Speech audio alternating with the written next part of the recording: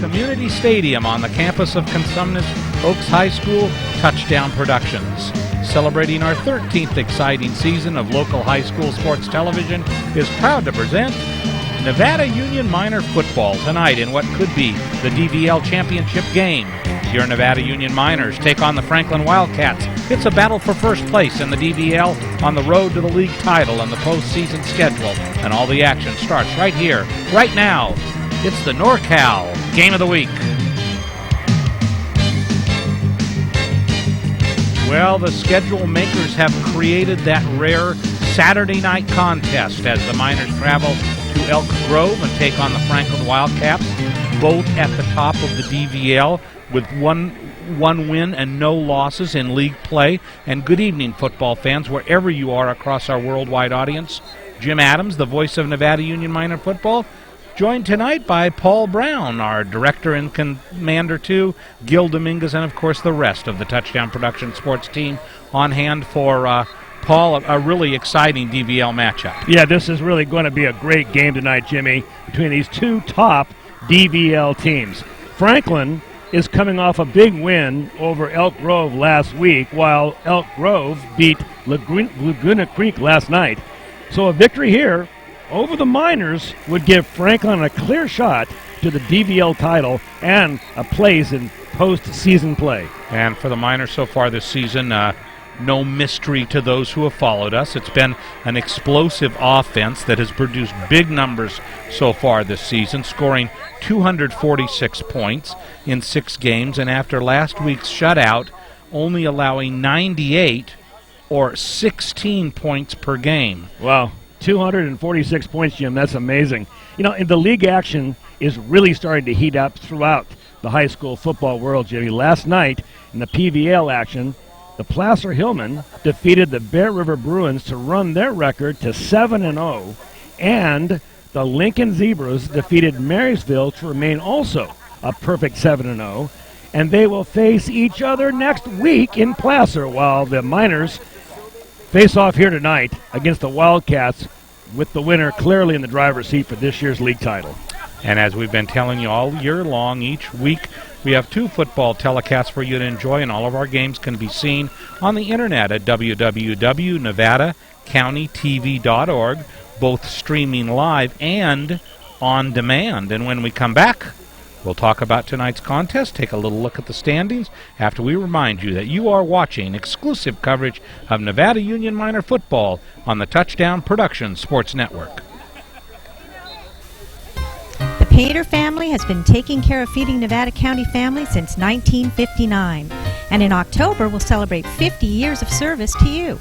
At both locations of SPD, you'll always find USDA choice beef and a full-service meat department, a complete deli section, produce department, post office, and everything else that makes SPD so special.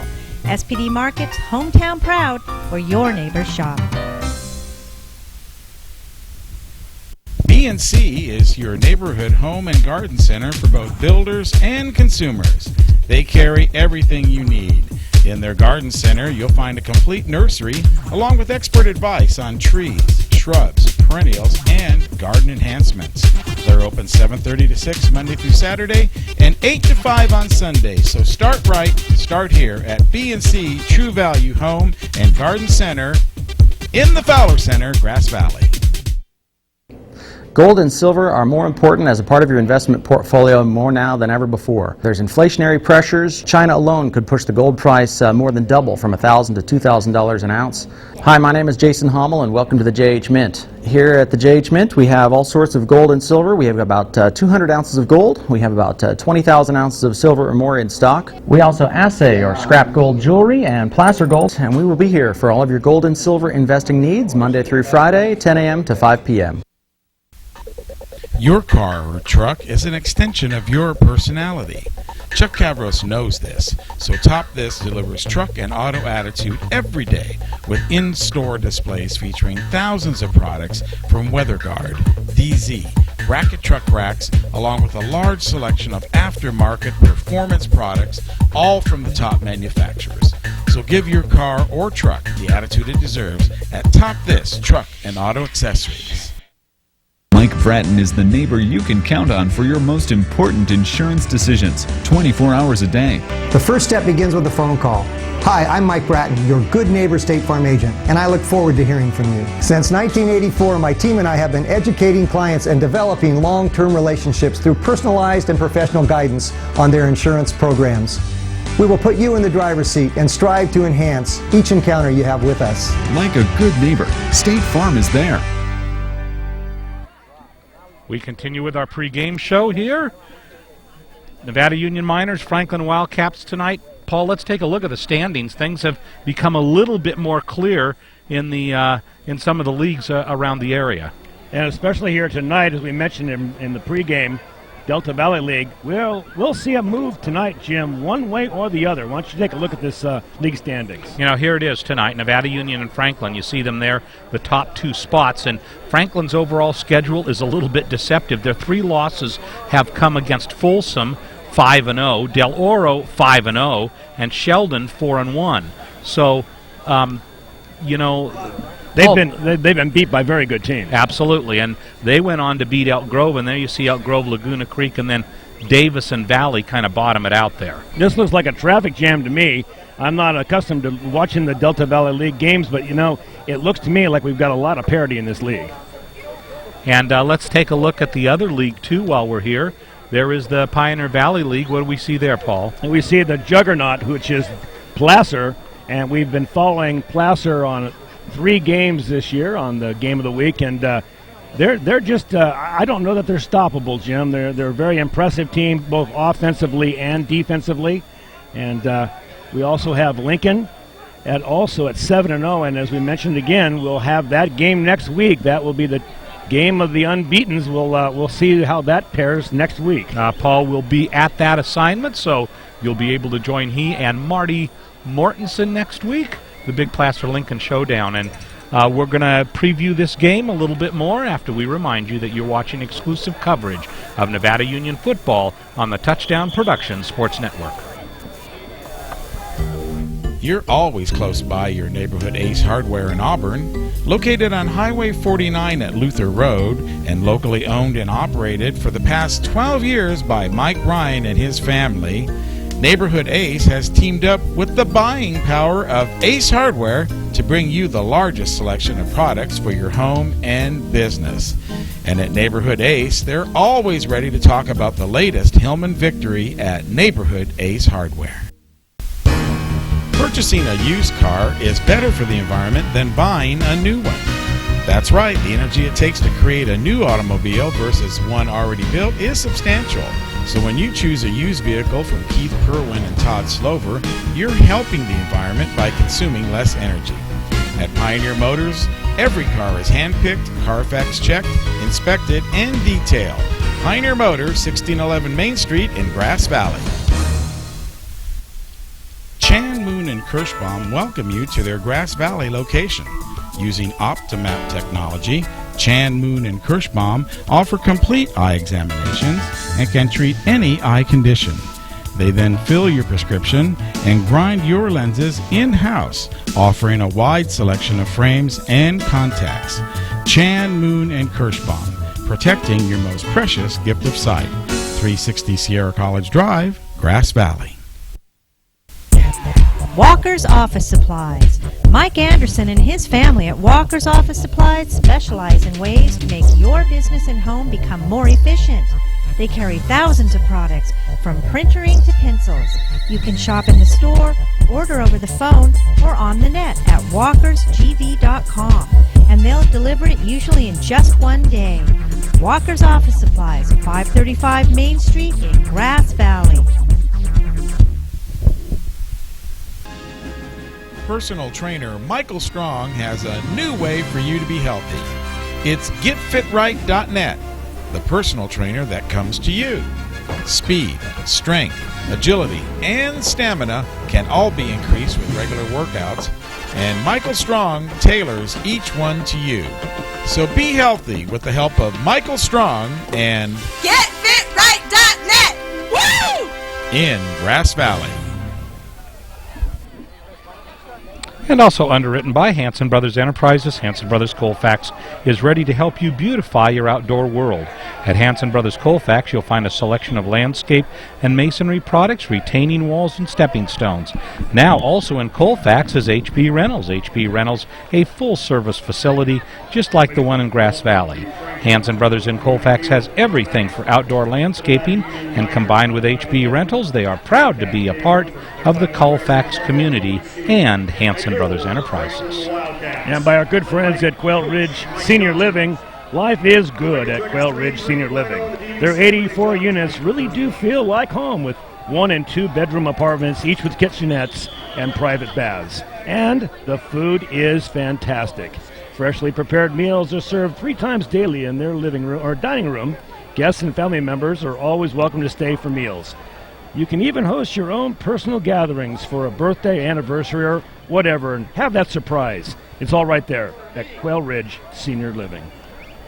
And at Touchdown Productions, our 13th season of local sports television, Jim Adams with you along with Paul Brown tonight, saying thanks for tuning in and making us the #1 sports telecast in the foothills. Remember, all our Game of the Week telecasts since 1997 are available on DVD, including this exciting 2009 football season.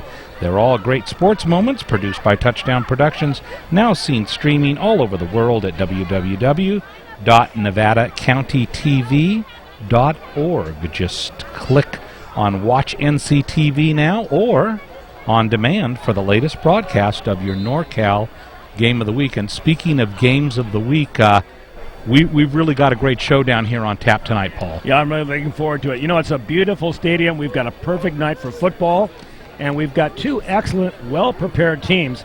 Jim, let's talk for a second about Brogan Jans. We always like to talk about the quarterback. As I understand it, he is at 72% completion this season. Brogan is having a great year. He's leading the Miners offense. Really well-balanced attack, Paul. They're great with the run, but they're also great with the pass, and Brogan's going to give a good exhibition of that tonight. And you know, like you mentioned earlier, Franklin is a little deceptive in their record. They have lost 3 times, yes, but they've lost to excellent football teams, as you mentioned, Del Oro, Folsom, and Sheldon. So this team, I think this team has got Coach Humphers awake late at night. Well, I'm sure that they have. You know, if you take a look, you see that they a little bit suspect on the pass defense, so I would imagine the Miners will try to exploit that tonight. But as we've seen in both the previous 2 games against the run, they have a very strong defensive line. You know, the Wildcats' defensive line averages 227 pounds. Its leading tackler, we'll see him, I'm sure we'll call his number a lot tonight, Jim. It's Cody Gala, and he has already been offered a full-ride scholarship to University of Nevada. So they have a player that will be playing linebacker tonight. And offensively, a very seasoned junior quarterback, a strong offense, so we expect a real tight showdown for both of these teams here tonight.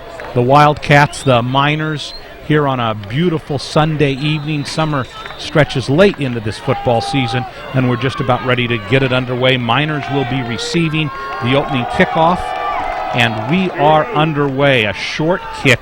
Racing on over for it is Drew Hoskin. Drew comes on up the middle, breaks through a couple of people, and then is swarmed and taken down just short of the 30-yard line. And you know, you can always tell the preparation of a team, Jim, by their special teams. Big, high spinning kick, and quickly the Wildcats are ready to play defense.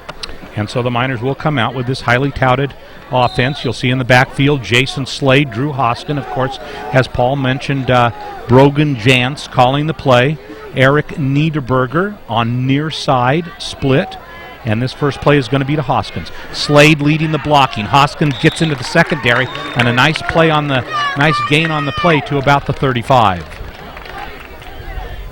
I always like to see your first play from scrimmage successful. That was a big play, actually, about 7 yards.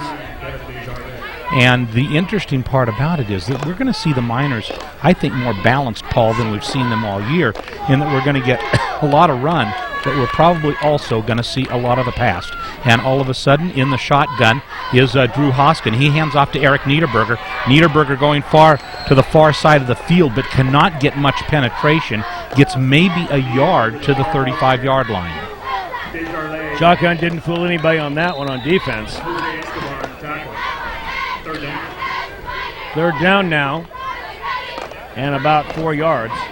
A well-lit field tonight, easier to see the numbers than it has been all season, but a big third down play, 3rd and 3. Jantz is back, looks over the middle. It's Pettinato, and it is complete. So Dan Pettinato with the reception takes it to about the 48, and the Miners get their first down of the evening. Well, Pettinato is one big boy here, coming out of the tight end slot. I'm looking at his stats here, Jim. 215 pounds, wow. And a fake. This is to Drew Hoskin. A direct snap. Good gain on the play. Up close to first down territory. Might be a little bit short. Hoskin doing a great job spinning, keeping his shoulders upfield, keeping those legs moving. Staying close to the ground. Picks up the yardage. And it is going to be short. 2nd down and about a yard. Jantz back into the quarterback position, has Slade just to his left, and he's going to run that option, see if he pitches it to Slade. He doesn't, and he turns the corner and goes out of bounds at about the 34-yard line of Franklin. And so far moving the ball nicely. Let's look at that previous play. Here's Hoskins. Now watch how he stays low to the ground, Jim. Keeps his legs moving. Good little spin right there. But just continues on like a battering ram. Punishes his defenders. You wouldn't want to have to tackle him. He's going to put a helmet in your numbers. And another first down for Nevada Union on that fake option play. Now a man in motion, and gives it to him. I believe that's Drew Hoskin, and Hoskin takes it for a nice gain again. And so far, this wing T is giving Franklin all they can handle. Yeah, you mentioned that they might be throwing the ball, but Coach Humphers, let's not try to fix something that ain't broke. They're going to get it on the ground. They're going to stay on the ground. Well, Paul, at least in this first series, it seems like the Miners are pulling plays that has Franklin somewhat baffled. Under center, man in motion, but Jantz is going to pass here. He has to scramble, will go back to his left and throws, and it is complete. Looks like Duncan Chappell. Duncan Chappell on the reception, and I believe that will give the Miners a first down, and it does. So with 9:20 to go, the Miners move the first down markers again, and so far a well-balanced first drive.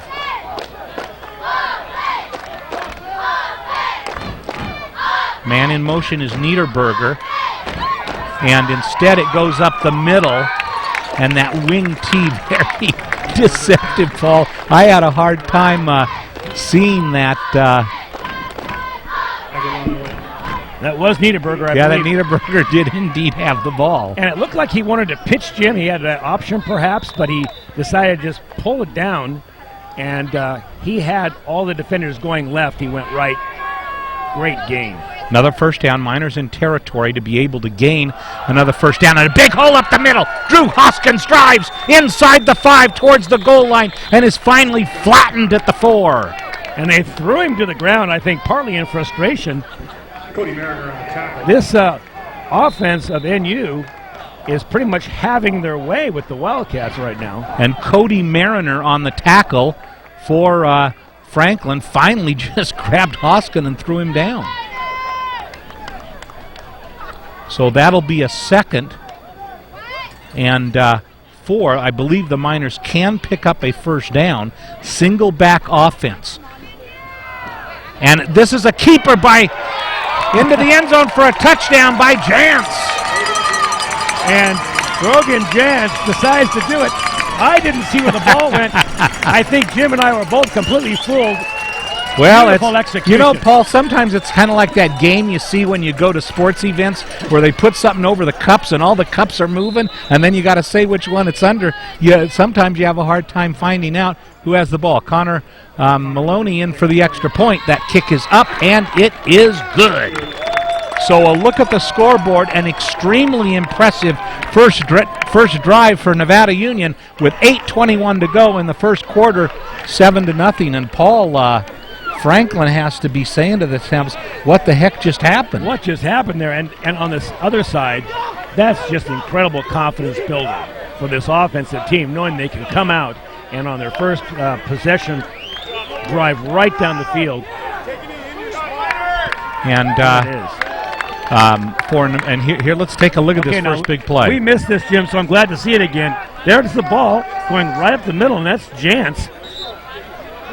Didn't get a lot of help. I think he didn't need it so much help because he had the defense completely confused.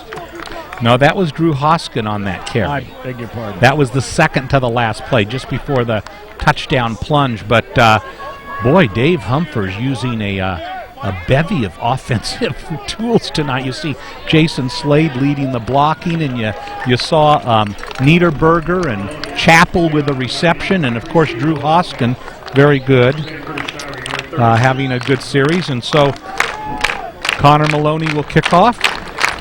Dave Humphers referred to Connor Maloney as nails today.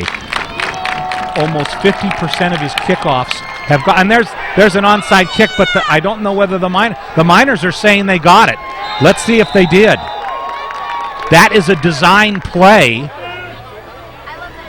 leading up to this week. And the Miners have the ball! So it works. Maloney drills it off one of the up men. And Nevada Union, in their first big trickery play of the season on a kickoff, recover it. Paul, no telling what we can expect. Let's take a look here at Brogan Jantz calling his own number. Here's his touchdown, and you can see, and Brogan does a great job pulling it in and finding the hole. What a terrific block out here. That's number 66 that clears the way, and that's Connor Scott. All Brogan had to do was find that block and take it in. So here we go again. Back to pass. Throws it over here, but incomplete to Hoskins. Drew Hoskin, the intended receiver, led him a little bit too much. Maybe a little bit too much adrenaline now.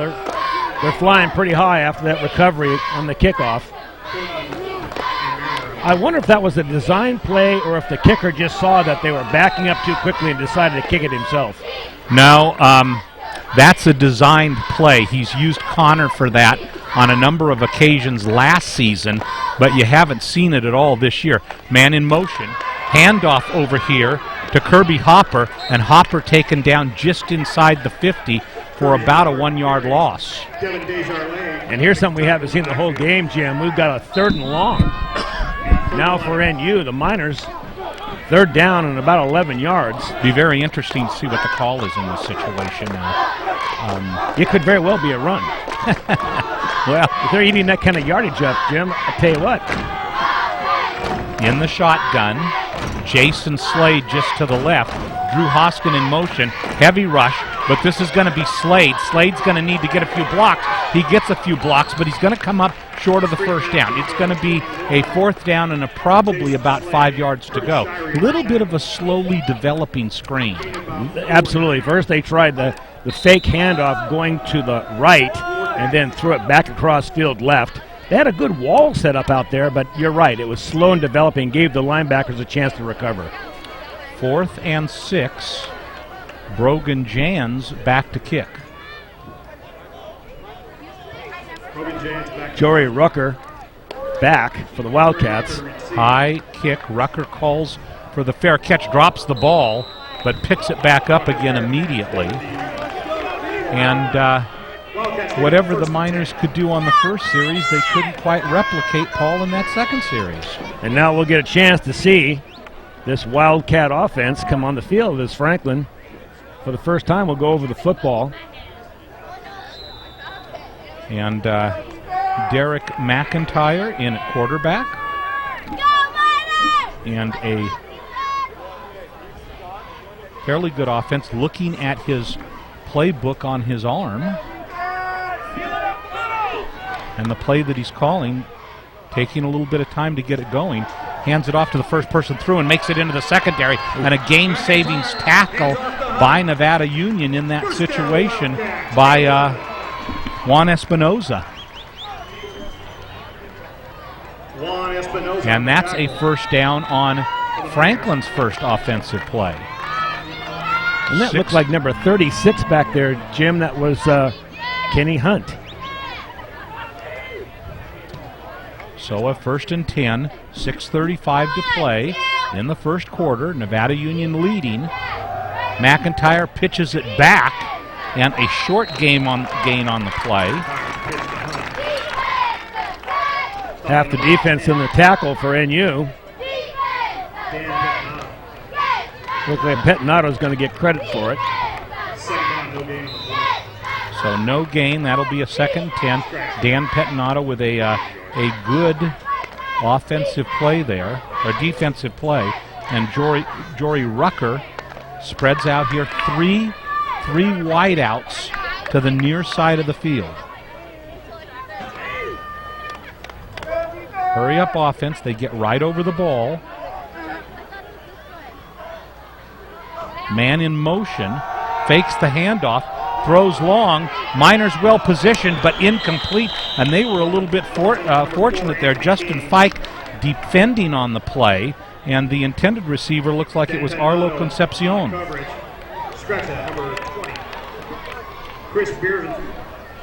was Anthony King.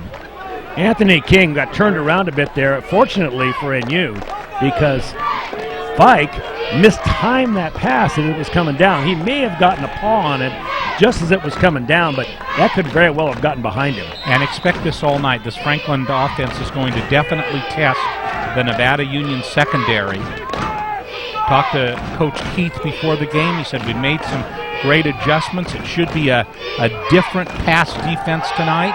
Throws over the middle, and that is complete and dragged down finally on the play. Jory Rucker with the reception.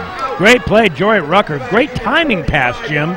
Right down the seam, and Rucker found that seam, turned around just to find that ball delivered like a dart. I like this no-huddle offense. This is towards the end of the game. This certainly will take a toll for both teams. We'll see which teams are in shape. And several of the players have wristbands on that have the plays on them so that he can call it from his quarterback position.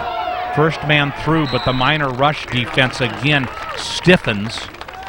Looks like Kenny Hunt again.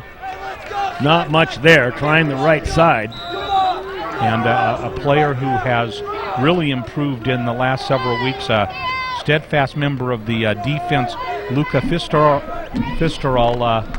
on the tackle for Nevada Union. So McIntyre brings them up, a 2nd down and 10. Probably will go to the air again.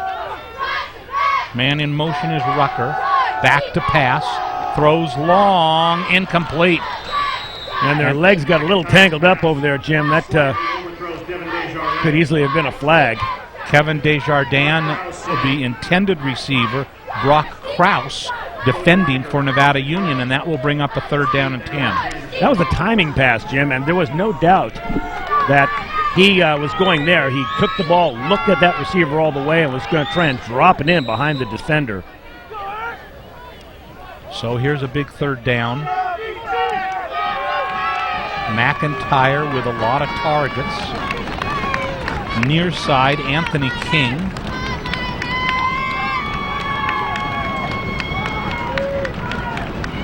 Miners in need of a stop here. Here comes the rush. Throws long downfield. Well defended. It's picked off. Or is he out of bounds? No, out of bounds. Out of bounds. But Brock Kraus, that was a great defensive play there by the Miner secondary. You know, obviously Kraus is a little bit faster than that receiver because he had no problem staying with that. He looked that ball all the way in. Had he had a little more room, he would have picked that off. Here's a replay on it. Let's take a look watch at that. Now watch, you'll see Kraus has no problem staying right there with. In fact, he's ahead of the defender. He's like he's a center fielder. Very well defended. So 3 passes, 3 successful defensive stands by Nevada Union. And now a flag flies. And I believe it's delay of game against the Wildcats. So Franklin will be kicking from the 50-yard line, and back deep for Nevada Union is Chris Biertemple and Eric Niederberger.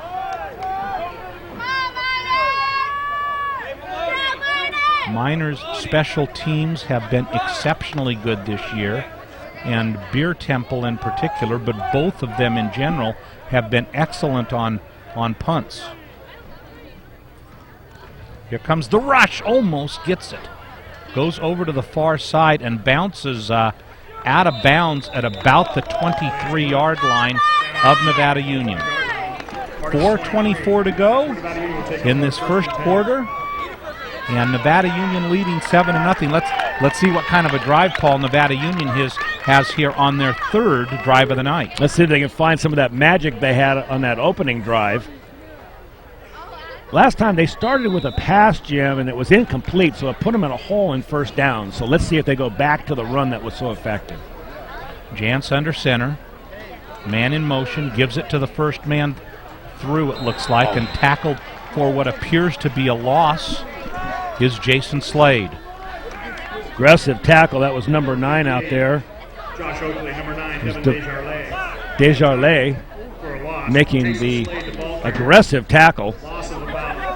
And that'll be a 4-yard loss, bring up a 2nd and 14. 3:56 to go, first quarter. The big Delta Valley showdown tonight, Nevada Union and the Franklin Wildcats.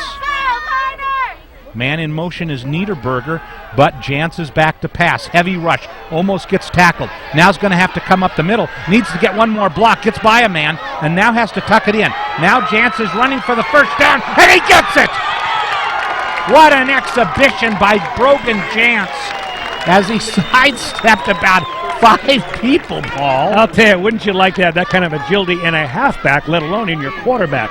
Jim, he was dead to rights 2-3 different times for a big loss, and nothing but agility. How can you beat that? Here it is again. Now watch this, Jim. He goes left, right. He should have been tackled there. Follows a good block, and then gets his first down, knowing where that marker is.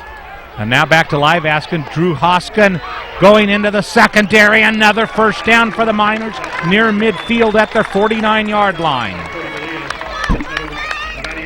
Good solid run by Hoskins. And now NU, they're at midfield.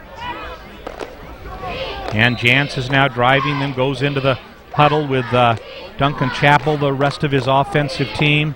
He has Hoskin in the backfield along with Jason Slade under center. And this will be Jason Slade on this one, and he trips and falls for a short gain on the play. Coach Humphers trying the center of that defensive line. Big number 53, we mentioned earlier in the show, Cody Gala backing up and making that tackle. This kid is big and he is fast. Chappell out far side, second down, single back, Hoskin in motion, but it's going to be a pass unless he decides to run again, and he does. Here he goes again, and finally is taken down for what looks like is another first down. Now look, he looked like a NFL quarterback on that one, Jim. He decided to slide and just take the yardage.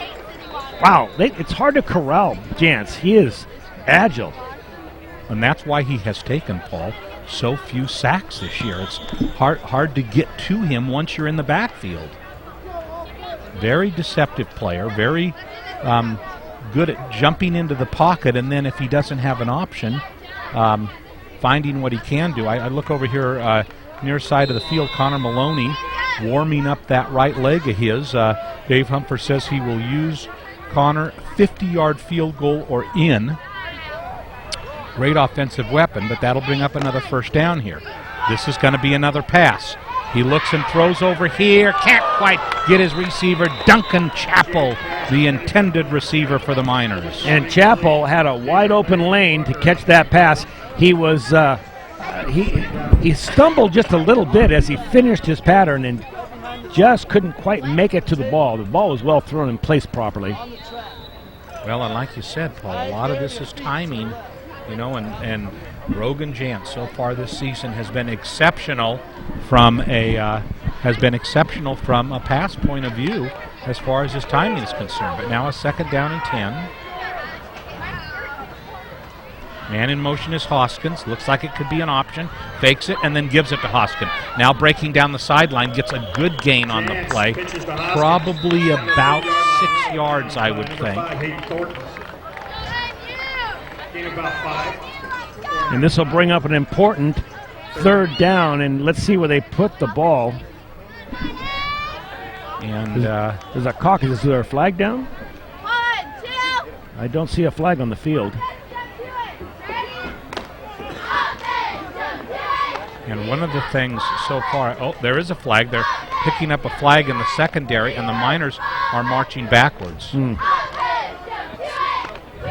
little bit of a picture of it's the a Nevada big one Union. too, Jim. It's going to be a 10-yarder.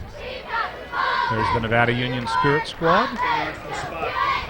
And so that will bring up now a 2nd down and long. Looks like about 2nd down and 16. Chappell shuttling in the calls. Single back Jason Slade. Drew Hoskin split far side.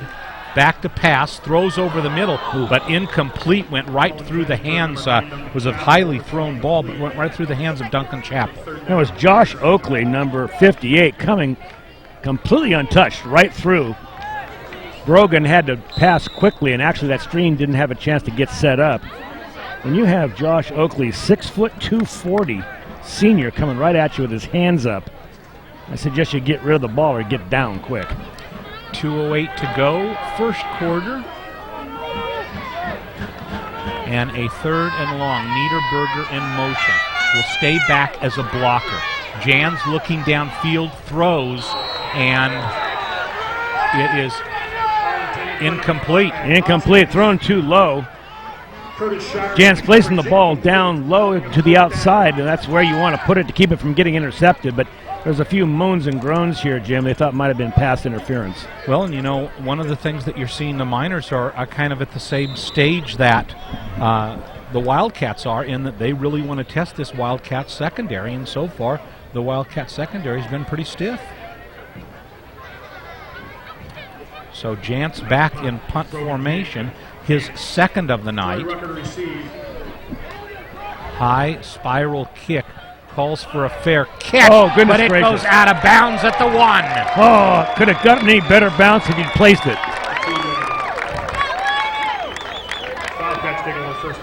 And so the Wildcats in quite a hole to start off this 2nd series for them. And that kick, Jim, what's the old saying? Don't get no better than that. No. Because I'll tell you, it bounced straight up and straight out of bounds. He could have taken the fair catch, but it would have resulted in maybe at the 6-yard line. So McIntyre in for his 2nd series. Goes into a shotgun formation with a single back. Man in motion is Miller. And let's see what we have here. Just barely gets out of the end zone where it will be 2nd down. Just looking to give themselves a little elbow room. The Wildcats really need to find themselves 5 yards. 2nd down.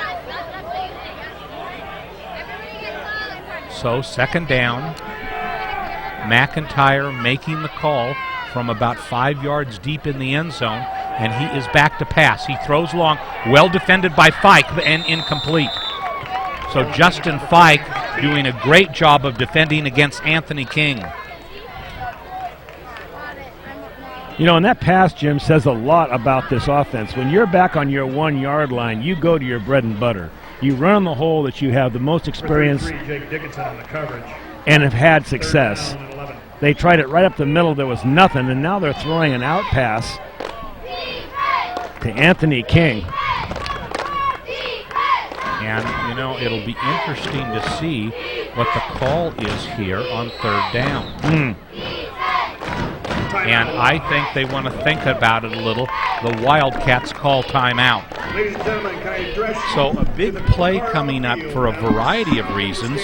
Austin Rouse down And there one of watching them, the game. Paul, is that Good to have if you they out here, fail Russell. on this third down play, shoot, the ball's inside the 1. So they've got a very tedious punt that they've got to execute in 2. You know they're going to give up great field position, and the Miners are going to take the ball most likely at their own 40 or better. Well, we're one play ahead of ourselves. We'll have to see what comes up here on third down.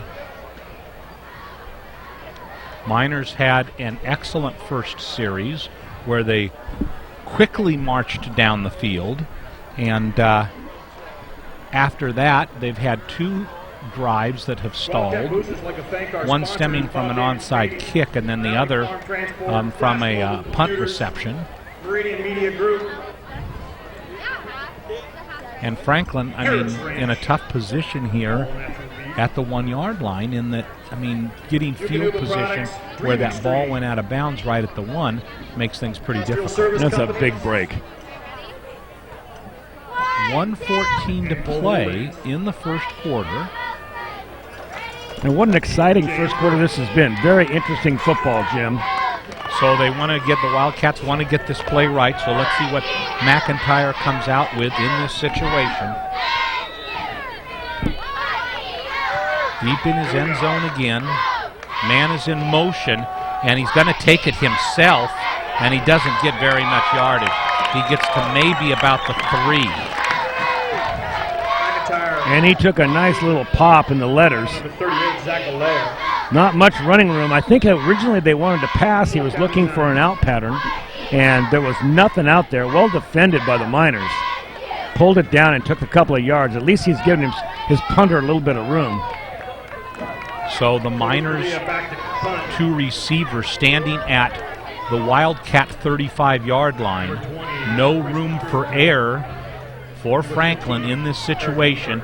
Needs a perfect snap and a perfect execution of the kick, and there it comes. Going back for it is Chris Biertemple. He takes it, gets a couple of blocks, breaks up the middle, stays on his feet, and then finally falls down, and in comes a flag, perhaps for a late hit, but we'll have to see what they call here. There may have been a block in the back, too. Let's see what the call is. It will go against the Miners. And there's a shot of Chris Biertemple coming off the field. Limping on that. And that will hurt the Miners both the offensively Miners and defensively. Shoot themselves in the foot with this penalty. They had excellent field position. Holding on the Miners. Hold. And they will take the ball at the 36-yard line. I mean, Paul, as it is, excellent field position here for Nevada Union. Yeah, even with the penalty, Jim, they're still in great shape here. 37-yard line, 1st and 10. We'll see the quarter end after about this first play. You know, and a real important series for Nevada Union. Here they are, up 7-0. They've got great field position for this drive, and this is their 4th drive of the game, their 4th series, and gives it to Hoskin. Hoskin up the middle, gets a good number of yards, probably about 5 on the play, takes it inside the 35.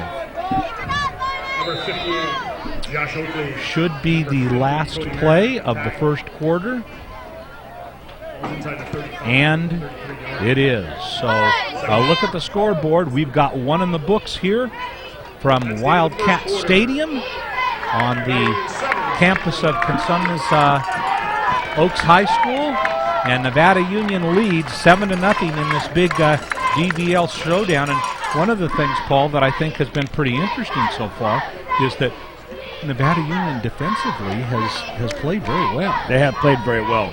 And but they've controlled the ball. I don't know exactly the number of minutes, but they've had the offense on the field an awful lot. And it's starting to wear down, I think, this defense, the Wildcats defense. very good point there in that, and it looks like a little stitching job going on out on the field for one of the officials.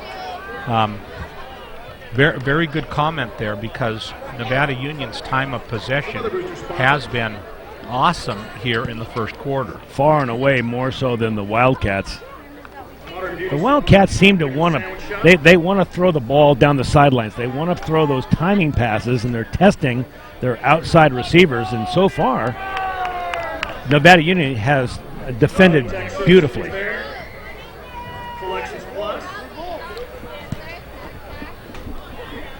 And so it'll be a 2nd down and 5. Nice gain of 5 on that initial play by Drew Hoskin.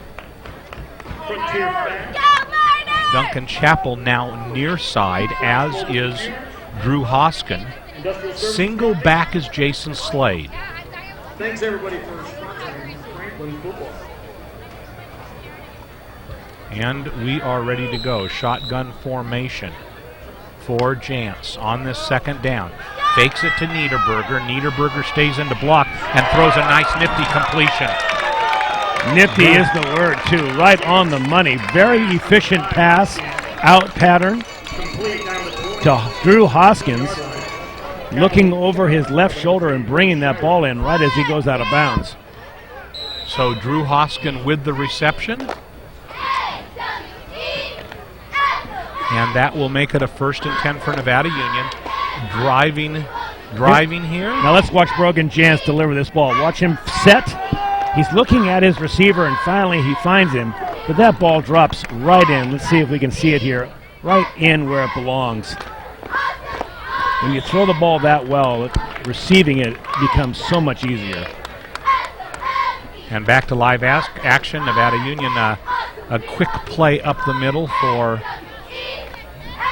about 5 yards, so that'll make it a 2nd down and 5. Miners driving at the 15 of the Wildcats here as we begin the 2nd quarter.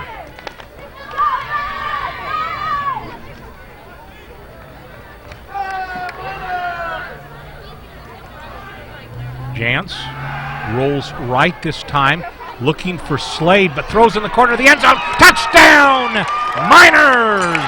Duncan Chappell with the reception.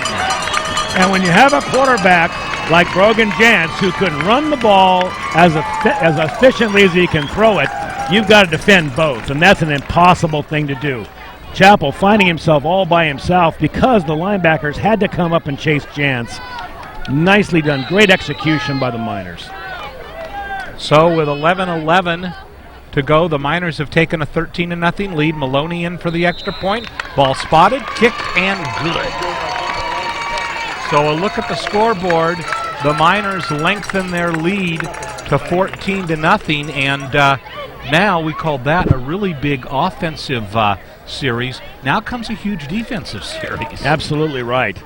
In fact, here, oh good, we get a chance to take a look at the replay here. Let's watch Brogan Jantz. Now watch, he can run this ball as effectively as he can throw it, Jim, and he goes to his right.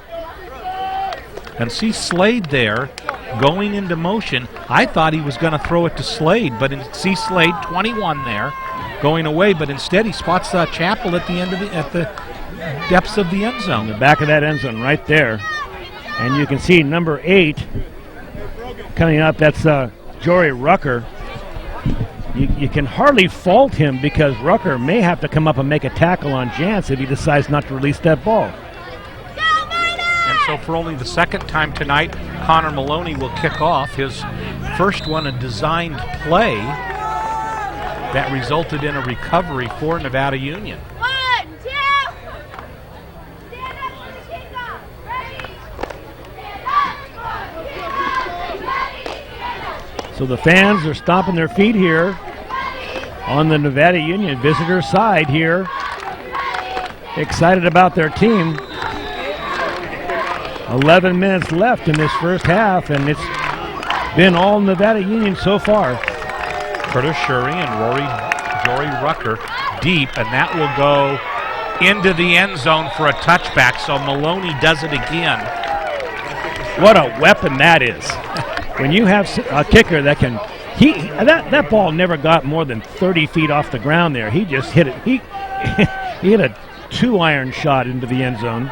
Yeah, Maloney has been exceptional this season, and there you see Dave Humphers congratulating him again as he comes off the field. There's a good shot of Jason Slade, and right in front of, well, just a little bit off to the left now was Drew Hoskins. So a couple of the main components of that last series. And now let's go back and see the Wildcat offense. Man in motion, gives it off to him, going around the far side. Miners converge on Darnell Miller, but Miller gets a good gain on the play and takes it to about the 25. The Wildcats have to establish the run. They've got to establish some offense before they can loosen up these passes. That was a good play, one of the best run plays they've had from scrimmage so far for about 6 yards. Beer Temple back in the game after limping off a little bit ago. Chris here near side. Justin Fike defending near side.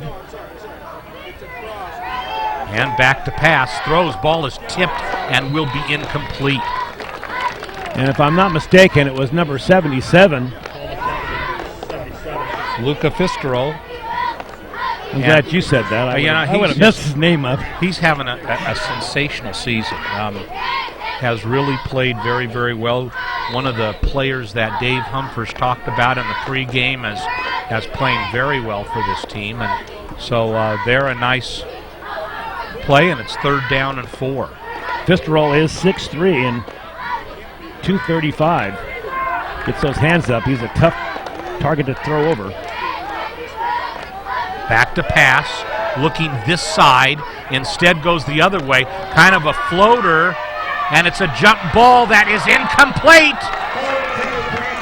Anthony King was the intended receiver. That was dangerous.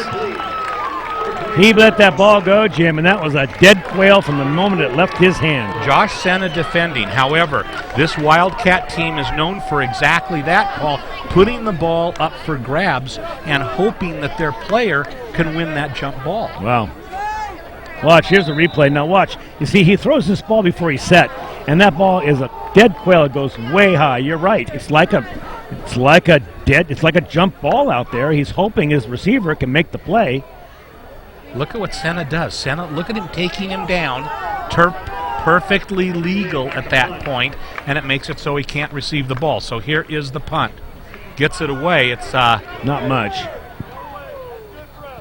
And stays in bounds, but goes out at about the 42 of Nevada Union. So with 10:10 to go in the second quarter, Nevada Union back with the ball and leading 14-0.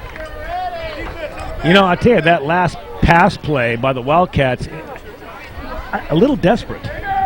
They threw it out there just with a wing and a prayer, Jim. That wasn't a very well executed play. He looked the field over. He looked to the left and he looked to the right, and he ended up just basically throwing it out there and hoping for the best. So first down. Niedermeyer was in motion. Slade leading the blocking. They need the block. They get it. And he gets close to first down yardage into Wildcat territory at the 49. So it's more of the same for the Miners. Brogan Jantz finding a seam there and just keeping it and just going with it. And a great play there, because if you notice, he rolls around that right side, and what's there? He's got Jason Slade, his other back, leading the blocking. And I'm not going to get ahead of myself with this. Marty Mortensen always says I jinx things, but a score here right now, this early in the game, could go a long way of breaking the back of this Wildcat team. 21 points is a lot of points to make up, especially when your offense isn't doing anything. Well, and the Miners want to get it together. They take a timeout, and the offense will come on over to Dave Humphers and Coach Keith. And there's Ernie Flores also off to the left. And so Humphers wants to get it right in this situation. There he is, Jantz, one of the few players remaining standing. And a good shot of Connor Clower. I wonder what Coach Humphers is saying in that huddle right now. Well, you know, one of the things that Dave has always said is, he says, I like to get on a team early, and I like to put them down early, because if you can, as you said, if you can break their backs early, it goes a long way sometimes. So I'm sure he's thinking in the back of his mind, hey, The last series was a huge series. Okay, so we got the 14-point lead. This is a big one to surge out to a 21-point lead before halftime. Well, although there's a lot of football to play in the second quarter. But we really haven't seen any evidence of an offense that can come back from a 21-point deficit from the Wildcats at all. Well, you know, that's what halftime is for sometimes.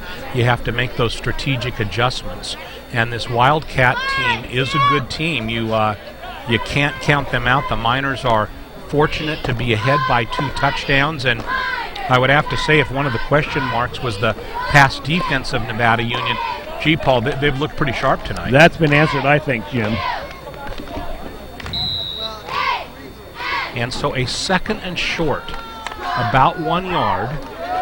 Duncan Chappell coming near side.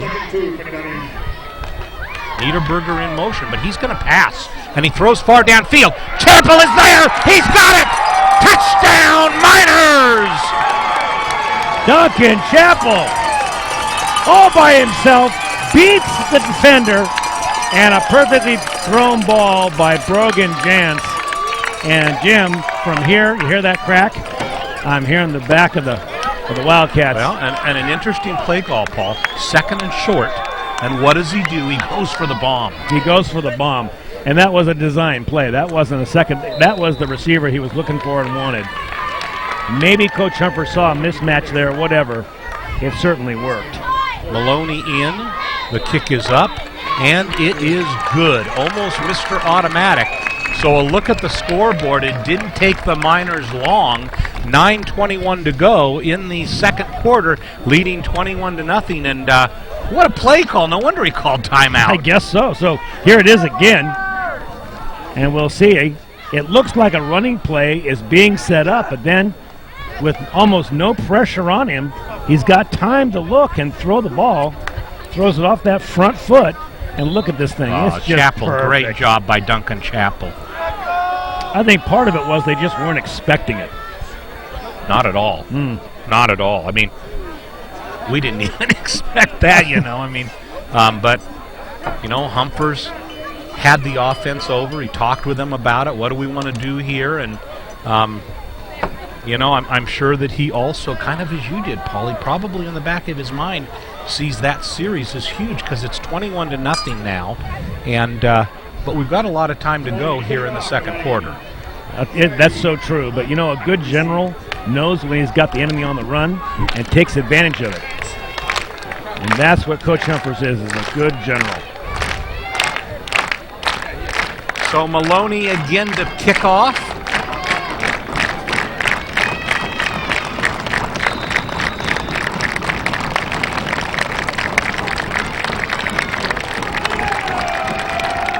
And here we go. High and deep, and he'll take it at the 1. Up the middle of the field. Miners need good coverage, and they get it. Gets to about the 26-yard line. So let's see if the Franklin Wildcats can come out with some energy now. I think they're a little demoralized, Jim, but let's see if they can overcome. Well, and you know, the flip side of that, Paul, is that this is a great series for the Miners to say, hey, defensively, we have to be, I mean, this is just very opportunistic. And if I was Mike Johnson, the coach of the Wildcats right now, the one place that I think is suspect is over the middle. They keep going to the outside, and he may be setting them up for the seam pass over the middle. Let's see if he exploits that. Handoff up the middle, but runs into a brick wall on the play. Carry is by Hunt on the play. And I appreciate the fact he's trying to establish the run, but when you're down by 21 points, even this early, you need to gobble up some yards. You need a score right here on this possession. And a second down and no gain, and their no-huddle offense doesn't seem to be phasing the Miners so far. McIntyre will probably have to go to the air. Looking over the middle, just like you said, and it's complete. Reception short of a first down is by Darnell Miller. Bear Temple on the tackle. He's in after the injury. He's shaking that off, making a great stick. Well, they got a very good spot over there. So it'll be third down and what? Maybe about 1. Yeah, 3rd down and a yard, exactly. Coming up to the 8-minute mark of the second quarter. Miners out in front 21 to nothing, but a lot of time yet to play.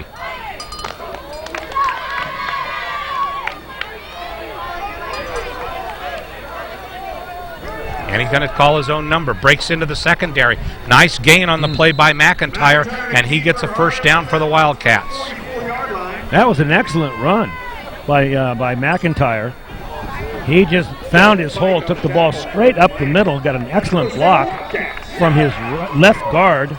I believe that's Tyler. I'll bet you we see that play again, Jim.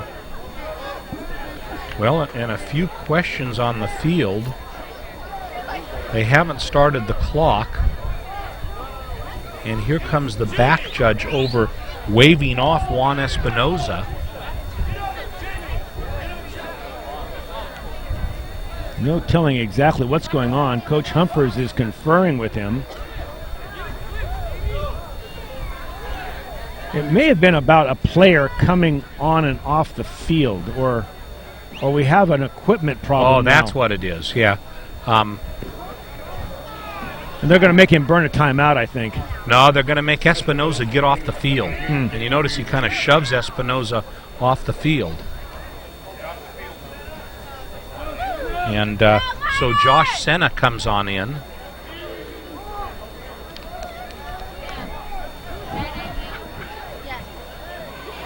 And I think we're ready to start it up again. So it's a 1st and 10. 1st and 10, Wildcats. One of the few first downs for the Wildcats tonight.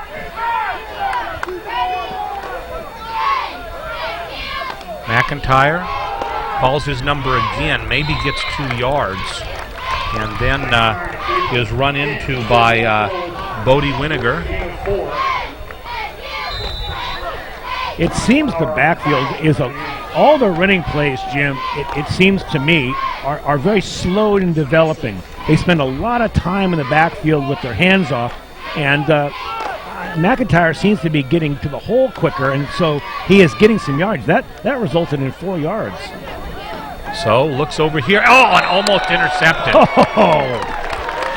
Excellent play by Dan Pettinato, and if Dan had captured that ball, it would have been 28-0. It would have been definitely, and he smelled that thing like home cooking. I think he knew that play was coming before the quarterback did. Watch this. He is right there, and bang, hits him right in the numbers. He's got those big gloves on, so he couldn't catch it. He's kicking himself well, he now. He had his arms up to block the pass, but the pass was not an arms-level pass. It, like you said, it hit him down low, and he didn't have time to move his arms down. But that'll bring up a 3rd down and 6, so another big play defensively by Nevada Union, and a flag comes on the field. And I think the flag came because Chris Beertemple was lined up in the neutral zone, and in fact, as he walked by Chris, he said something to him, so it's a dead ball foul. It's offsides. Yes, Beertemple had violated the neutral zone, so instead of being a 3rd and 6, it's going to be 3rd and less than a yard. And that will make a coach pull his hair out. He had them back. They had to come up with a big play now. Now they're in 2-play territory. They'll get this first down even if it takes them 2.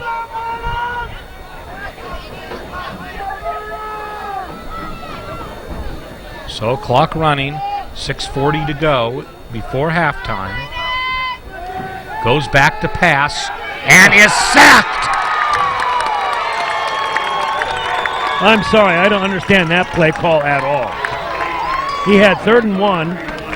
The coach, all he had to do was a quick dive left or right, and he would have picked up his first down. He decides to pass the ball, and now they're in punting formation. Big Zach Vallejo comes up with the huge sack. And now the Wildcats have to punt, and Niederberger and Beertemple, 2 huge weapons for Nevada Union, are back. And there it is.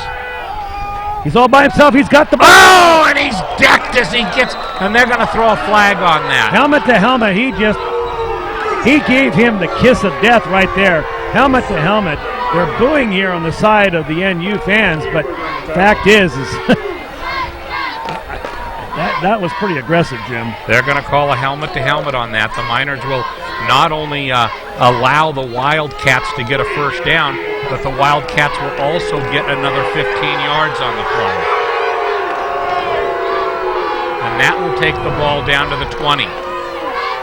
You gotta love the chutzpah, though, of Mike Johnson, the coach of the Wildcats. I criticized him for making a bad call on the previous play. That time, he had a wide-open receiver. They hiked the ball back short, hit the seam. Excellent play, and now the icing on the cake is the 15 yards. Let's look back at that play later on, Jim, because if they score now, that's a big play. A bit of the game-changing play, right? In that the Miners were, they thought they were going to get the ball, and instead, it ends up being about a 40-yard play for the Wildcats. And a momentum changer. Look at this now. They're down on the 22-yard line, 20-yard line. Very good opportunity to score. Here come the Wildcats. And so the Wildcats have new life on this drive. McIntyre takes the ball, hands it off on a sweep, does not get much yardage. The carry on the play is Hayden Thornton. 5:28 here left in the half. First legitimate threat by the Wildcats this game, deep in the NU territory. And aided by a aggressive fourth down play and then a hit by the Miners that resulted in 15 yards. Man in motion, but he's back to pass. Looks, has a receiver in the open. Needs to turn around. Incomplete, out of bounds. Couldn't get his feet down. That looks like number 4. That would be Anthony King. Nice executed pass, Jim, but unfortunately he was too far left out of the end zone. Juan Espinoza on the coverage for Nevada Union. And another big third down play. 3rd and 7 this time. 3rd and 7 Wildcats. Miners seem a little bit confused on defense. But now come on up to the line. McIntyre making the play call. Back to pass. Throws long. Miner there to defend, and he's out of bounds again. He's going to give it to him. I think it's touchdown. I think he was in, Jim. I think he was in. I think he had 1 foot in. They don't like it here on the left on the NU side, but when I saw that ball come down, I thought he had 1 foot in. And the Miners are appealing to the official down there. Well, he was right there looking right at it, and then he looked to get a secondary call before he called it a touchdown, but this is going to go in the books. It's 6 points. And so it is a touchdown for the Wildcats, and they have cut the lead to 21-6. Lining up for the extra point. Spotted, kicked. It looked wide, and it is. Good. So let's see if we can get a replay of that touchdown up and take a look at it here. So let's take a look, Paul, at this play. Everybody's craning their necks. We see. Let's see what we've got here. I think he was in. I think he had 1 foot down. Plenty of time to pass the ball, and does throw it up like we've talked about in the past. It's anybody's football here, and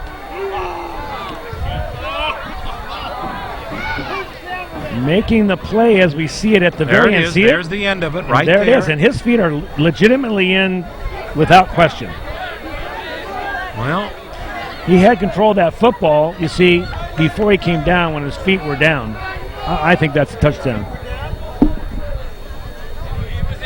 Well, a very close play. And so the lead is cut to 21-6. And there you see the officials right there. Look at them look at each other. Not willing to signal what it is yet even. But you see, when the ball when he actually received the ball, when he cradled the ball in, he was several feet in bounds. All he has to do is drag one of those ankles, and I think that's a touchdown. So the Miners with 4:52 to go. Still leading by 15 points.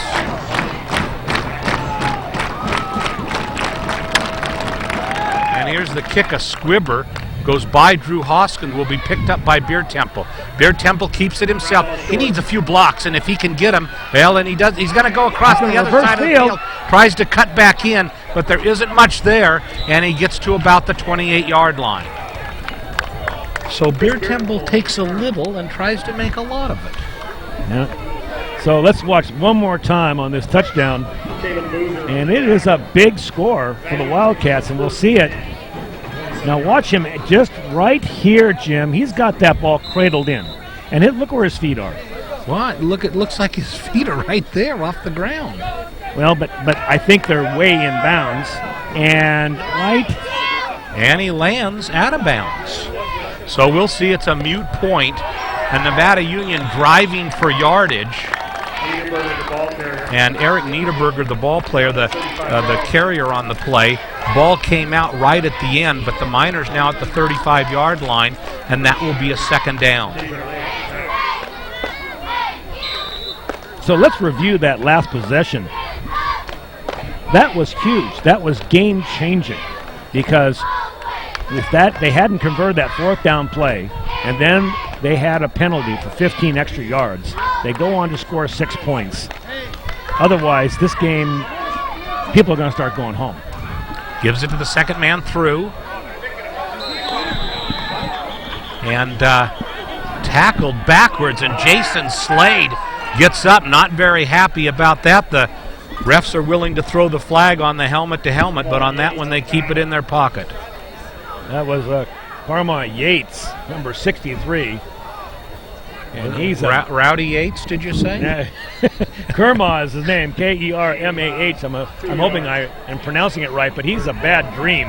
As a halfback, you don't want to run into this guy. He is large. And I think they're going to measure it and see what they have here. Here's a replay on that tackle. Now watch. You'll see number 63, Yates, finish it off. And brings Slade down hard. And Jason did not like that.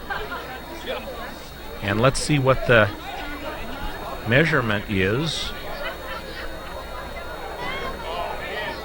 And they're a little bit short. So it'll be bring up a third down in inches. It'll be interesting to see how conservative the Miners play it here. You know, this is a good time actually to take a little chance, because you can come back on fourth down and pick up those inches if you want to. Now there's some confusion, Jim. And the Miners are a little confused. Jason Slade comes out. Looks like Zach Vallejo came in. Jantz calling the signals. Gives it. First down yardage. The horse is in the open. And he gets down to the 30-yard line. Just about the time you think they had him wrestled, and they had that bull in the corral. He busts loose for about 40 yards. Zach Vallejo is just a horse. I mean, a great gain on the play. Okay, well, we're going to give you a chance to watch your favorite Palomino 1 second here. Back to pass. No rush. Throws long downfield. Man wide open. End zone. Touchdown. Miners. Duncan Chappell with 2:42 to play eludes the defender and could have eaten lunch before catching that one. And Jody Rucker, the secondary back, hands on his hips out there, number 8, wondering what happened.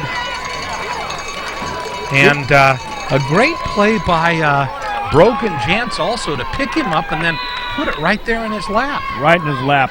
In fact, I don't think Jantz even looked up and finally saw him. He may not have been the primary receiver. And Mr. Automatic, Connor Maloney, converts.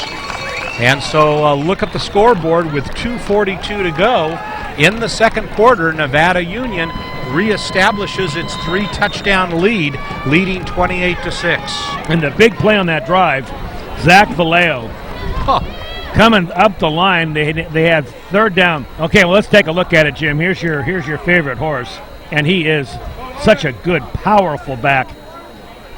Right up the middle, but look at that hole! My goodness, Marty Mortensen could have run through that. Well, I'm not sure I'd go that far, Paul.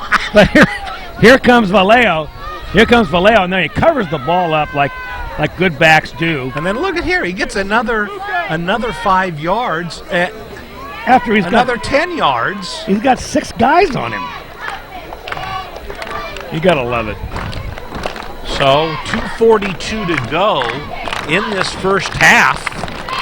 From Consumnes Oaks High School.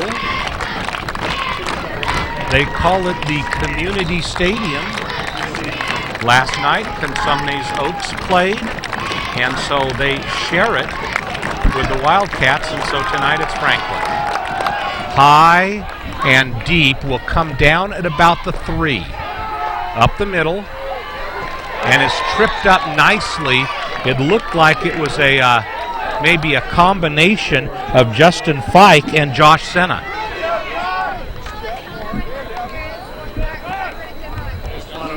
So, Coach Mike Johnson for the Wildcats is thinking, let's hold this ball for 2 minutes and 37 seconds. Yes, he would like to score, of course, but I think he's going to be conservative here and take his 6 points into halftime and regroup. I don't know. It'll be very interesting to see. I think that he's saying to himself, we've got to get some more points.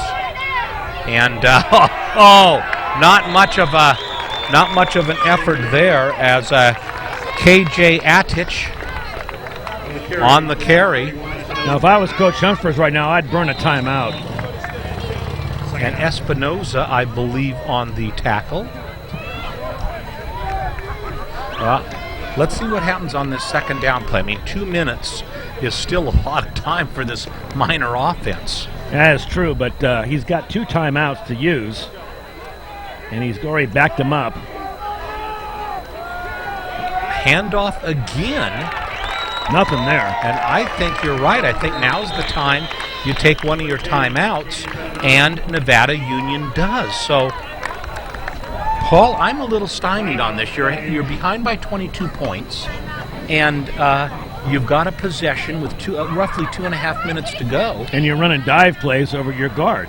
I don't understand that either. I mean, you've got to be saying to yourself, hey, this is an opportunity to take a 22-point lead and parlay it perhaps into a 14-point lead.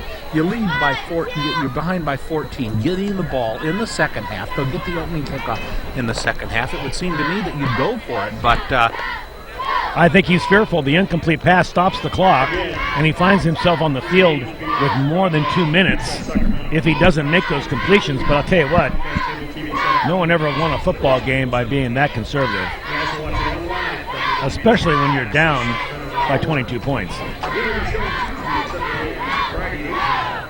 So, a big 3rd down and 12.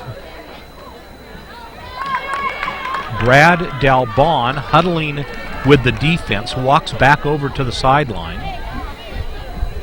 A experienced, valuable coach for Nevada Union. Dalbon has been with the program for many years. And so here's a huge 3rd down play. Minute 52 to go. Look for them to test that middle. Man in motion. And he's going to keep it. On a keeper, he just gets buried, and now a flag comes in. And I think that they're going to hit Eric Niederberger for a 15-yard unsportsmanlike conduct. Well, he picked him up like a rag doll, and he was off of his feet, and then he gave him the big body slam. And that's, but you know, this is a football game, and we got pads on out there. It's a little bit of a homer call if they give him 15 yards. Now they're calling a face mask, it looks like. It looks like Brock Krause is calling it a face mask, and So that's the 5-yard variety, which will allow them to have another third down play. Well, face mask a little more cut and dry. But it looked at the end there like Niederberger really kind of body slammed a guy. 5-yard penalty. Still third down. Well, the clock runs, a minute 43, 42. Miners still have one first down remaining. Excuse me, one timeout remaining.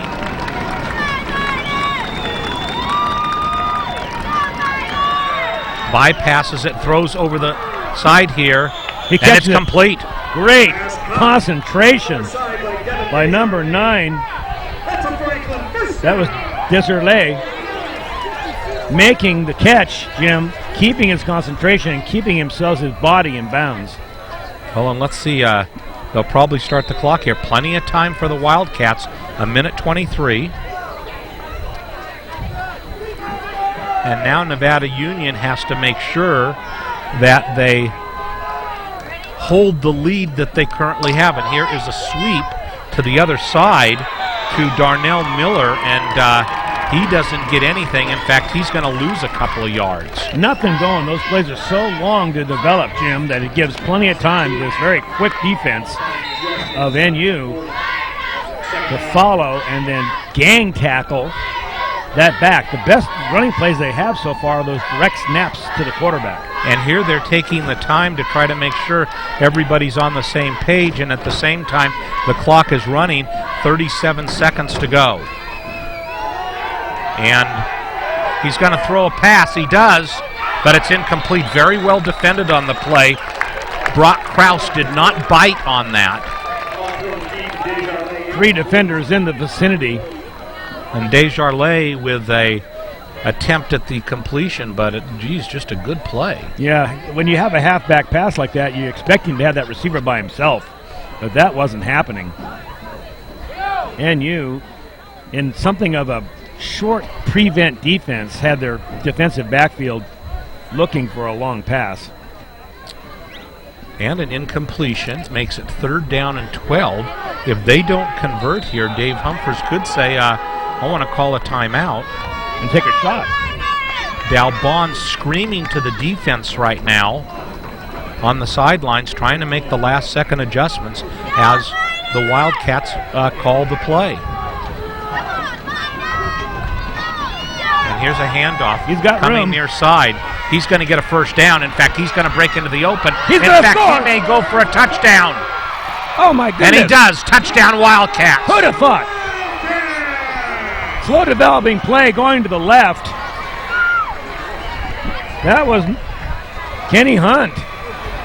And Jim, I have to say that the defense basically gave up. They thought somebody else had him. He almost was out of bounds. He was down on 2 different occasions, keeps his balance and goes right down the sideline, and it just stuns this NU crowd. Well, and a big error by Nevada Union. I mean, all he wanted to do was run the clock out. So he's coming around the near side, and a play that the Miners will stop 99 times out of 100, but instead he breaks into the secondary and takes it for a touchdown. And this turns into a very interesting football game. I think they've taken a timeout now. They're going to go for 2. And not only is it interesting from the point of view of now the score, but also the Wildcats will get the ball to start the second half. Oh, that's a good point. Now let's take a look at this replay and watch. Unfortunately, the defense, I got to say, gives up. He gets across the line there, and right here, they think he's out of bounds. And they slow down, and he just takes it onto the house. Great run. Number 36, Kenny Hunt, the 5'8 junior. There he is.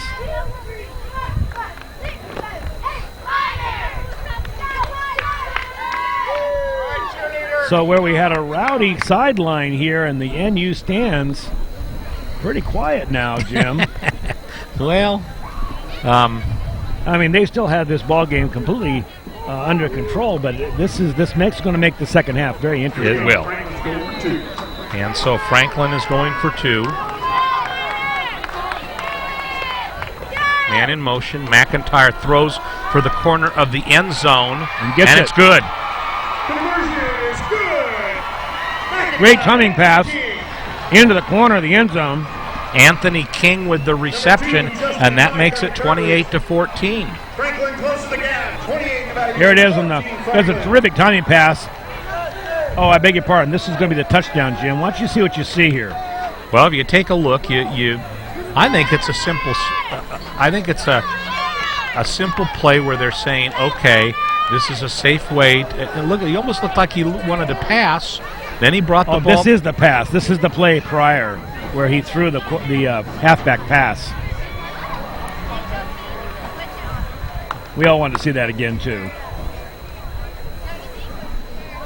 So with 19.1 seconds, the Miners will have a short shot at it. And a little bit of a different setup. Drew Hoskin goes deep. I think that Dave Humphers has the hands unit in. Duncan Chappell and Drew Hoskin deep.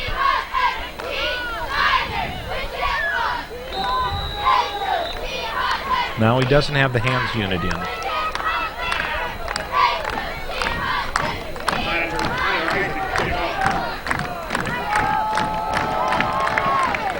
And he pooches it. And a smart play by Eric Niederberger. He falls on it. Okie dokie. Here's their touchdown replay, Jim. Look, you see him in motion there, so he hands him the ball. All he wants to do is end the play, but the Miners are all trapped on the far side of the field. Look how they have them all sealed off, too. There's a great block going on over here, but they're slowing down. The linebackers haven't come over. They're not giving a great effort. They're thinking this is a done deal. And to his credit, Anthony King keeps himself upright and goes into the end zone. So 17.3, back to live action. Up the middle, nice run here by Drew Hoskin, and he is corralled at about the 49-yard line. 12.1 seconds on the clock. And the Miners go right up to the ball. They have no timeouts left, so they've got to get going on it. Another 1st and 10. Hoskin again in motion, but this will be a pass.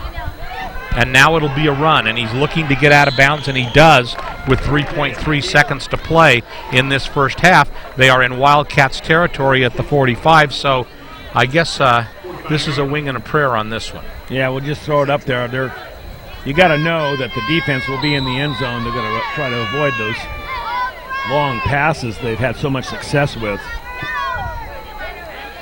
Chance will go back. Oh, they're not spreading the field, Jim.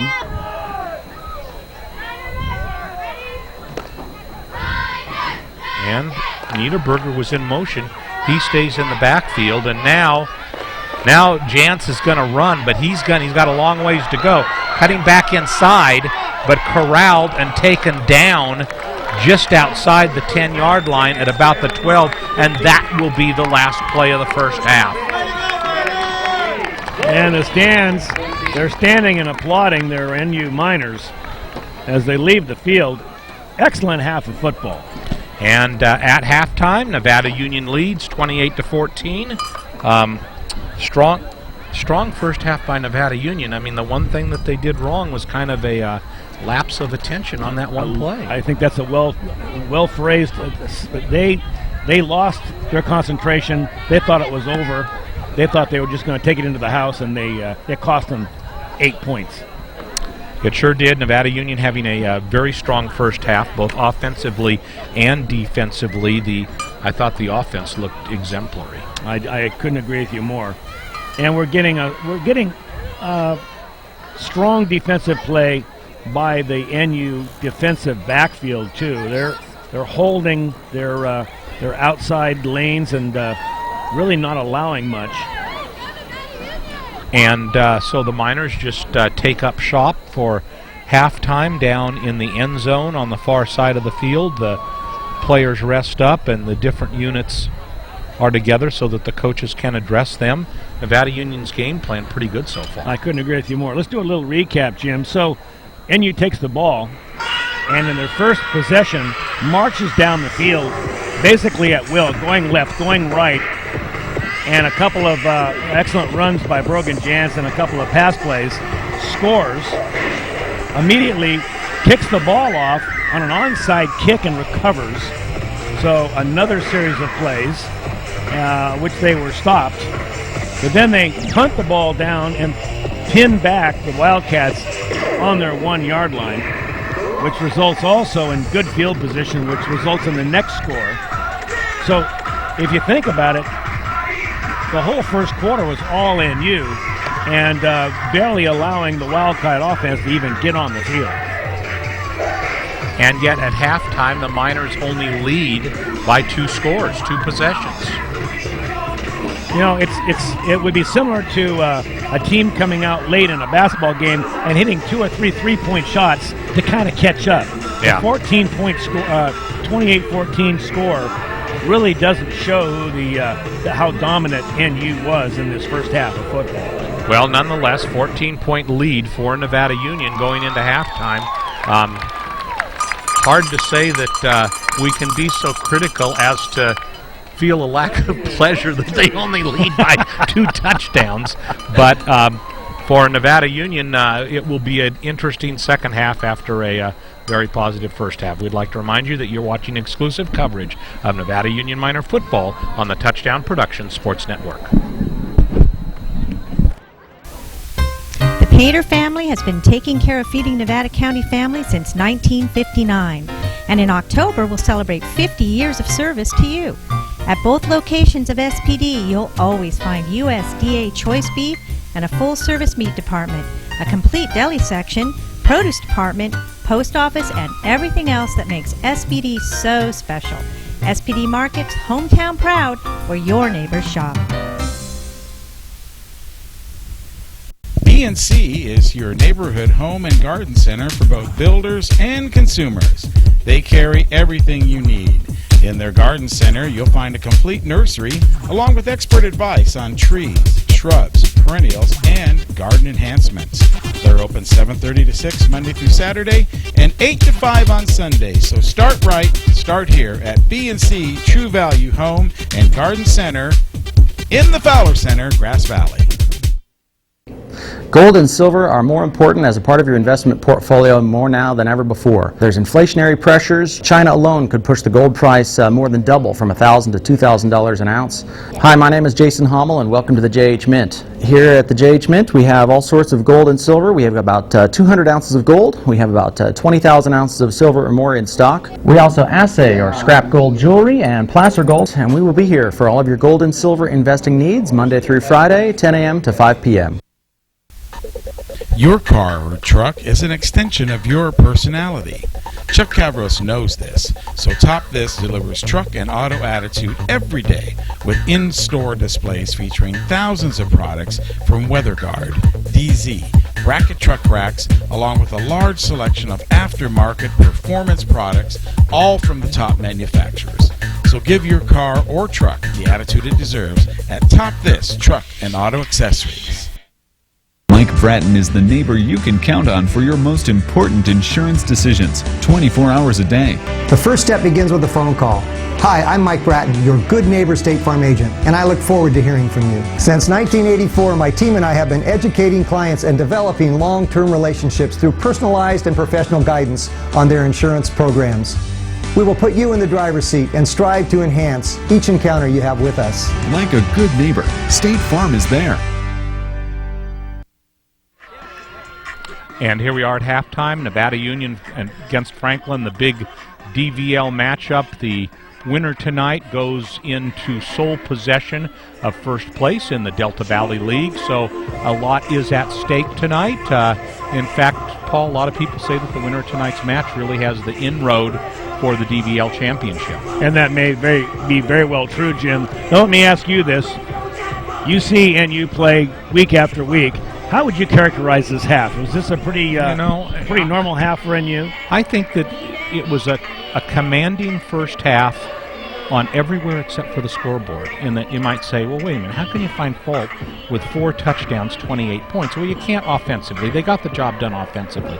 They also got the job done defensively. You know, what did they say? They said they're going to be throwing a lot of passes at us. Well, the Franklin passing game has not been successful tonight.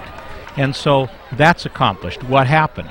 One rogue play where the running back got on the outside and was able to run for a touchdown right at the very end of the first half. Otherwise, it would be a 28-6 halftime advantage, instead a 28-14 halftime advantage. So a normal performance by NU, in fact, I think a commanding performance by NU, but here's the problem. They're halfway done. Not 3/4, not completely.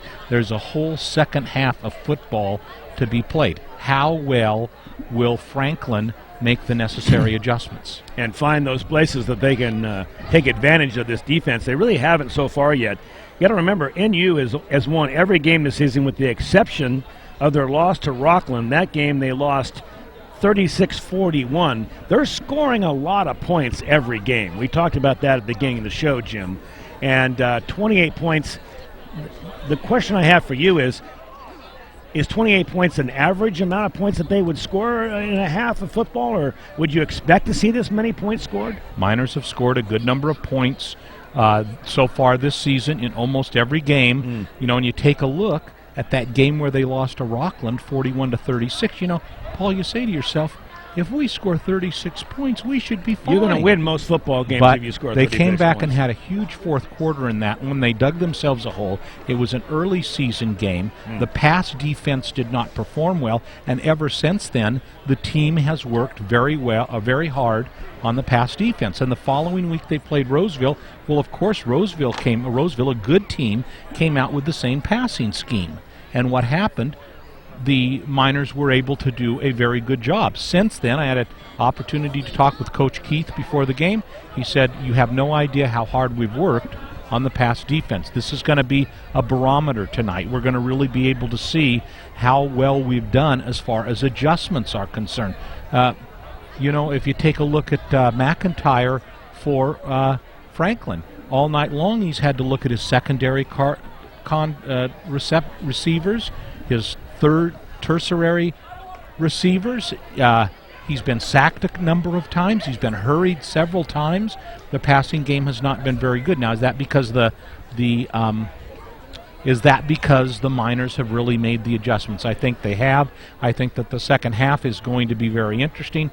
But let's face it, Paul, if the Miners play in the second half the way they did in the first half, they should be fine. But that's why they play the game. We'll be back with more coverage of halftime in just a moment. You're watching exclusive coverage of Miner football on the Touchdown Productions Sports Network. And I'll do Hanson. You're always close by your neighborhood Ace Hardware in Auburn, located on Highway 49 at Luther Road, and locally owned and operated for the past 12 years by Mike Ryan and his family.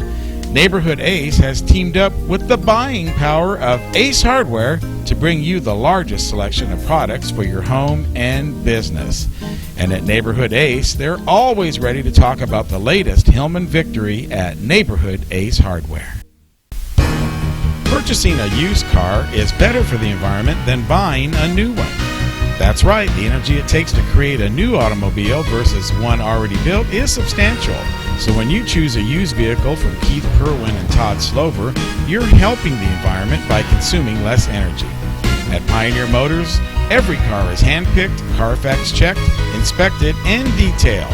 Pioneer Motors, 1611 Main Street in Grass Valley. Chan, Moon, and Kirschbaum welcome you to their Grass Valley location.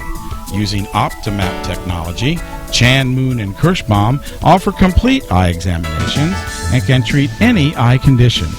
They then fill your prescription and grind your lenses in-house, offering a wide selection of frames and contacts.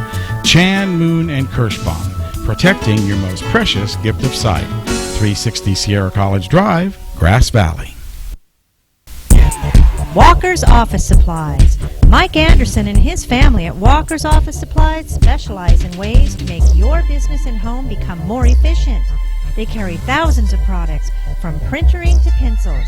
You can shop in the store, order over the phone, or on the net at walkersgb.com, and they'll deliver it usually in just one day. Walker's Office Supplies, 535 Main Street in Grass Valley. Personal trainer Michael Strong has a new way for you to be healthy. It's getfitright.net, the personal trainer that comes to you. Speed, strength, agility, and stamina can all be increased with regular workouts, and Michael Strong tailors each one to you. So be healthy with the help of Michael Strong and GetFitRight.net! Woo! in Grass Valley.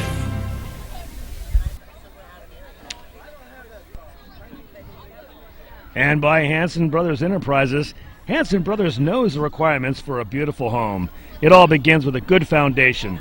At Hanson Brothers, they specialize in site preparation and placement of underground utilities and septic systems. Then you add your drainage, driveway paving, and concrete work, and finally finish it off with topsoils and garden enhancements. It's all right there at Hanson Brothers Koufax and Hanson Brothers Construction, HBE Rentals. Koufax, where no project is too small.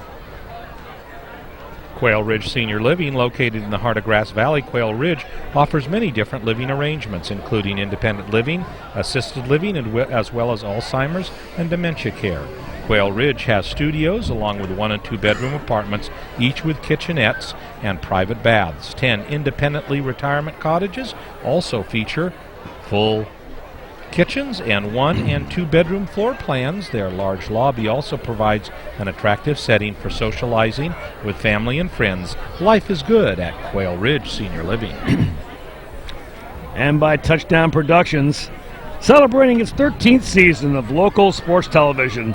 This is Paul Brown along with Jim Adams saying thanks for joining us tonight and all through this football season.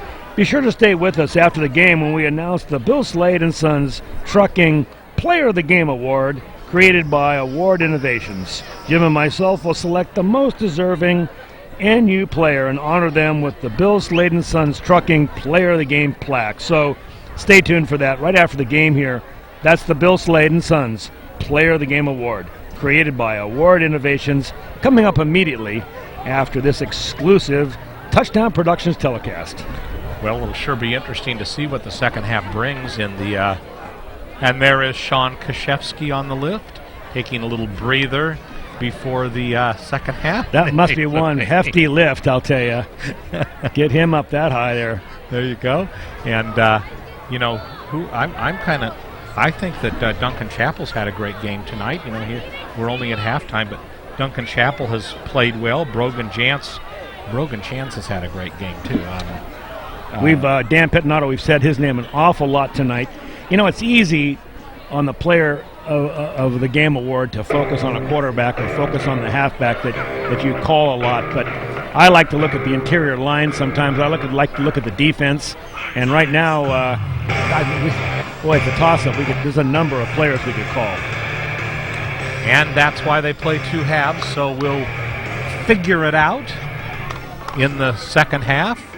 And the Miners uncharacteristically are kicking off to start the second half. Usually they try to maneuver their way so that they kick off in the first half and receive in the second, but that is not what is going to happen tonight. And the Miners with a 28-14 lead as halftime draws to a conclusion, and the Miners get ready for the second half. And this, you know, we've talked about as the game progresses, important series, but this first series for this Wildcats team is going to be huge, Paul. It's going to be a very important series. They're going to try and build on that momentum of the score late in the first half and see if they can come out. If they can possibly make and sustain a good drive and then score, boy, I'll tell you what, that pulls the leash in a long way on these NU Miners. But that's yet to be seen. With the exception of that last series, we really haven't seen them sustain more than maybe 2 first downs, maybe 3 first downs in any possession. So we'll soon see. Like you say, Jim, they play 2 halves of football here and in every stadium across the country. It's Saturday night. It's time for football, and we're going to see some great Division I football second half coming right up. So Nevada Union will kick off to start, and that means that Connor Maloney will start it off for Nevada Union, and after a very good first half, getting a little bit chilly here. Usually it is, Paul, usually it's cool, weeks before now, so we've kind of had a long and warm season. You look out on the field, maybe you can draw back that shot a little bit, Gil, get a picture of Jake Arnold, number 64 for Nevada Union. There he is right there. Suffered a broken leg a few weeks ago, and Arnold was a real anchor for Nevada Union. He outside linebacker, and suffered that injury. That's the only injury right now that Nevada Union has. Other than that, they're a very healthy team. Mm-hmm. Let me ask you about Maloney. What is the longest kick? I hate to put you on the spot like this, but what's the longest field goal he has this year? Do you have any idea? Here's the interesting part about it. The offense has been very good, and the offense hasn't punted much. The reason they haven't punted much is because they've been very efficient in scoring touchdowns. And so Maloney has not had that many opportunities, and the opportunities that he has, he doesn't miss. But I think his longest one on the season is about 25 yards.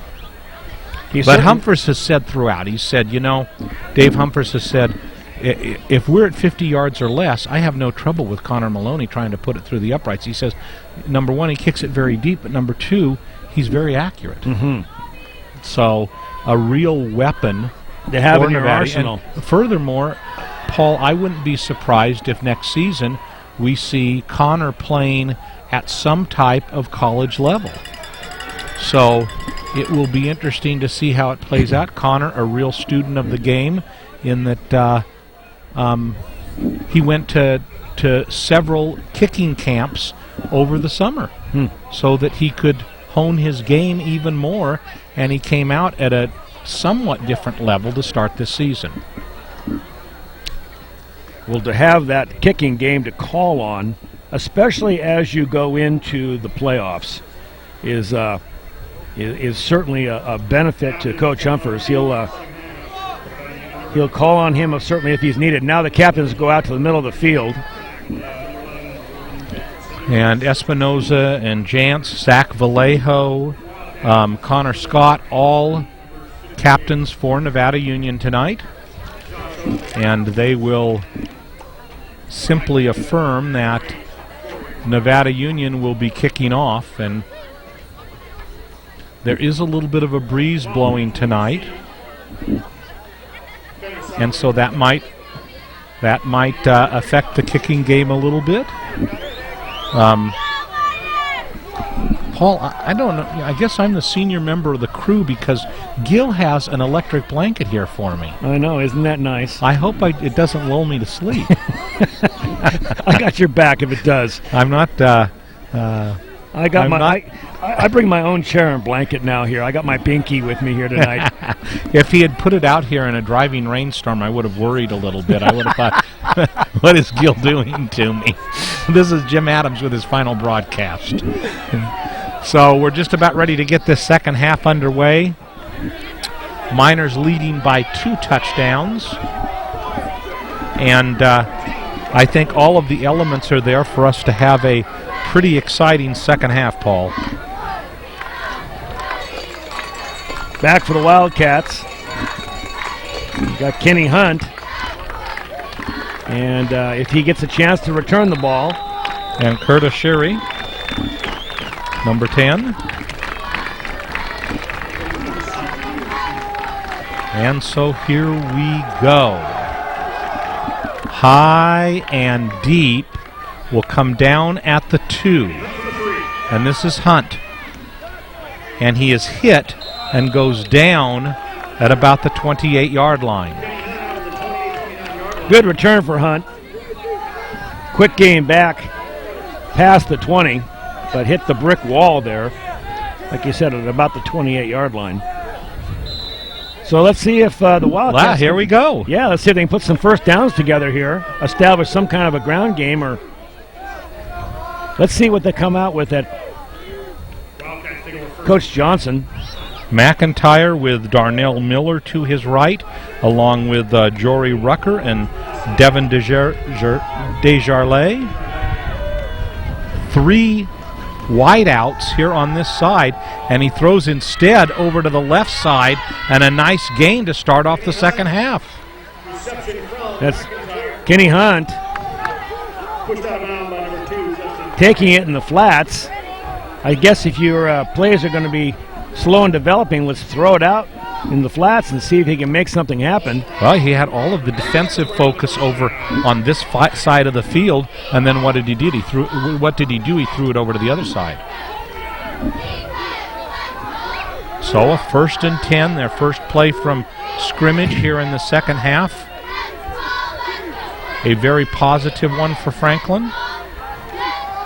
And they are at their own 40-yard line. And now he's going to throw over on this side. Miners converge, but another first down, it looks like, for Jory Rucker. And they found something here, Jim. They went in, they analyzed a little film or whatever, and they found something. These quick passes are working, and what that's going to do is that's going to draw those linebackers in. And they're going to have to figure out a way to defend those quick passes. As soon as he gets that football, he's releasing it out.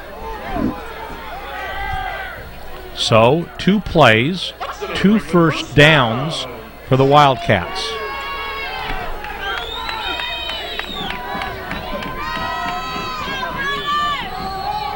Flag comes flying, and before the play can develop, it'll be a dead ball foul. Looks like it would normally be a sign of motion, but it may be an offsides by Nevada Union. Offsides on the Wildcats. So a 1st and 10 becomes a 1st and 15.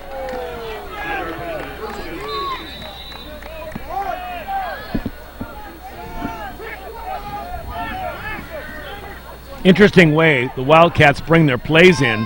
The quarterback, McIntyre, has numbers on his wrist, and so do all of his wide receivers, and he calls out a number. You can see them looking at their wristbands. Man in motion, and another flag comes up. I believe that's the wide receiver. That's number 4 out there. That's Anthony King. I believe he's jumping off. And they're signaling some motion. I think this one may be a motion call. Dead ball foul. Indeed, it is motion against the Wildcats. So a 1st and 10 becomes a 1st and 20. Boy, 2 great offensive plays are stymied now by 2 penalties.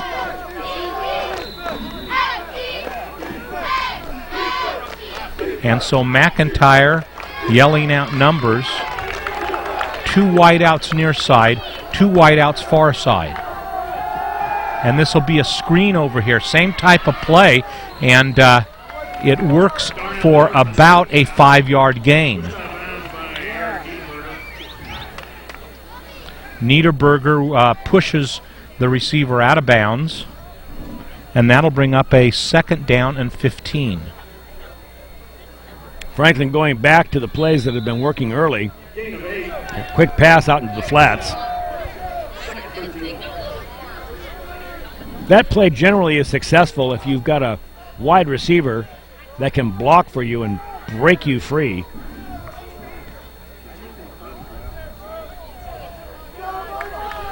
So McIntyre, so far almost, and here comes this play again that scored in the first half, and this time it goes nowhere. Carrying on the play is Kenny Hunt. That's a long way to run, Jim, to turn that corner. Hunt going from his left past the quarterback, taking the handoff. There's no deception there. You can see the handoff is a straight handoff right in front of the quarterback. And so it's a 3rd down and 12. Opening moments of the second half. Nevada Union and Franklin for the DVL, the Delta Valley League lead. Miners leading by 2 touchdowns, 28-14. A big third down play by the Wildcats. Back to pass. Here comes the receiver. Over the middle. Incomplete. In and out of the hands of Darnell Miller. And Paul, he should have had that catch. That was a beautifully thrown ball, and he knows it. He took his eyes off it just as it got into his hands, Jim. He was in traffic. Maybe he was afraid he was going to get crunched. But that's probably what it was. It probably was. But I'll tell you what, it was a nicely thrown ball that should have been a first down. So the Wildcats again in punt formation, but we've seen this before, and it doesn't always result in a punt. So let's see what happens. McIntyre is in between the punter, and he takes the ball again. He is going to throw. He throws way down the field. Well defended. Incomplete. Excellent play defensively by Nevada Union. Justin Fike rises to the occasion and bats the ball away from the intended receiver, and the ball will be turned over on downs to Nevada Union. And another throw it up and hope play. I hate to say it, you could see that coming. He was not only calling the play, but he was asking for the ball. He had his hands, his fingers extended. You notice that too? Yeah. And not much deception there. And had he thrown it a little shorter, he didn't have to hoist it up there along the sideline. There were other receivers open. Here comes Hoskin, sweeping, a little slow developing, and then turns up the field. And he's going down the sideline, knocked out of bounds at the 22-yard line. Drew Hoskin with a big gain on the play. I love watching Drew Hoskin run. He is what I call pack it away and run down the field kind of guy.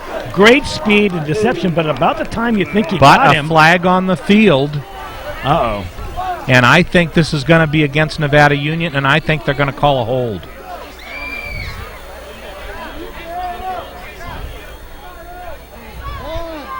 Yeah, and that's there what you it's see that be. flag. And so that penalty is about a 40-yard penalty, because they had the ball down at about the 20, and now they're back at their own 40, and a 1st and 10 becomes a 1st and 20. So Jantz with his first challenge of the second half. Let's see if they go back to Hoskins again. And it's a double reverse. They need to seal this guy off here on this side. It's Duncan Chappell, but he goes down early and gets about 6 yards on the play before slipping and falling down. He was trying to find some room there, Jim, and you're right. He needed one block. Unfortunately, lost his footing. This time of night, this artificial turf gets a little bit of a glaze across the top of it. It can get a little bit slick. Well, you've seen a few players slip and fall. Yates on the tackle for the Wildcats on that last play. Eric Niederberger comes out. Chappell will go far side. Second down, he gets about 6 of the original penalty yards back, and he goes back to pass. But big rush, throws over the middle, incomplete. Chris Beertemple, the intended receiver. And all night long, we haven't seen Brogan Jantz throw a ball quite like that. That was a little suspect. He let that ball go into an area, but didn't have much on it. And so, third down, and we'll call it 14. Chappell stays in, and Beertemple comes out. So just as it was a big third down play for the Wildcats, it's a huge third down play by Nevada Union. Rolling right, setting up, and now looked like he was going to be taken down, and finally he is at the 50-yard line. So that'll be a 4th and 10. Jose Escobar, number 72, and Jantz trying to dance his way out of trouble like we've seen him do in the first half. And almost got out. Darn near did. But he wasn't on the outside of the field, he was on the inside where a lot of the Wildcats were still available to converge. Jory Rucker, single man deep, comes over for the sideline again, hits inbounds, goes towards the end zone, and goes in for a touchback. Excellent punt, almost had an opportunity to stop that ball inside the 5. But that will bring the Wildcats back out on offense, Jim. And they'll have the ball at the 20-yard line, so they successfully stop the Miners after the Miners kind of shoot themselves in the foot on that huge run by Hoskin that was called back. That's a big penalty, absolutely. But a 1st and 10, 7:58 to go in the third quarter.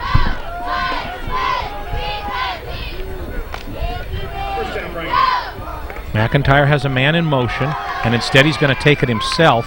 Gets a few yards on the play. Had Kenny Hunt in motion, faked it to him, and then took it by himself.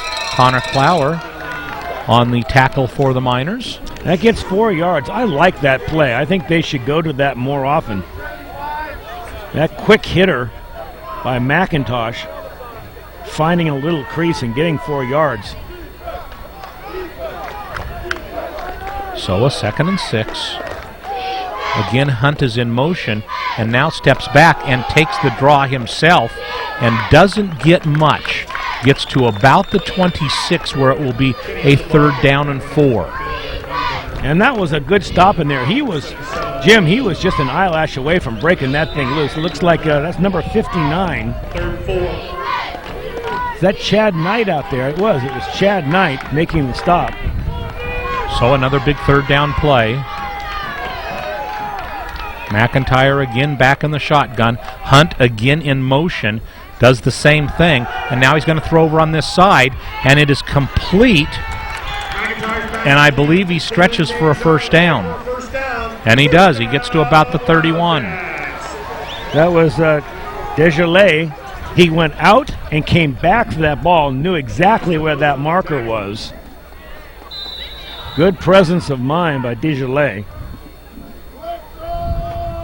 So another 1st down for the Wildcats, starting out with a different passing game at the commencement of this second half. Gives it to Hunt.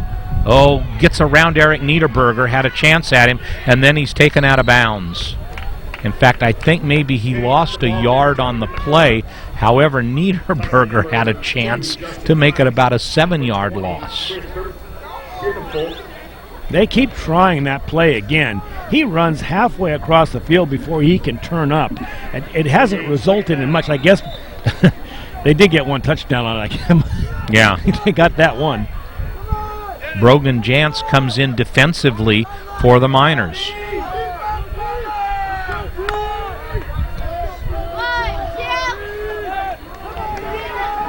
And so a 2nd down and 11, loss of a yard. And it looks like an option. He pitches it out. A lot of Miners waiting there for him, and he'll lose another 2 yards. So Kevin Desjardins takes that one and loses a few yards.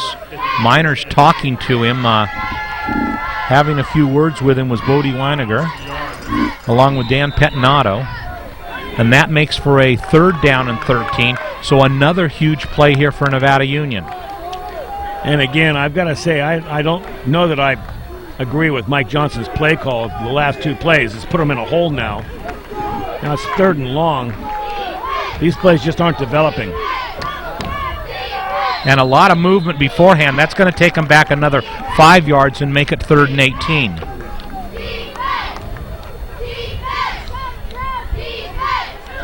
Five minutes and 35 seconds left in the third quarter. And you up 28-14. And Paul, we're about ready to see a huge play here on 3rd and 13. 3rd and 18.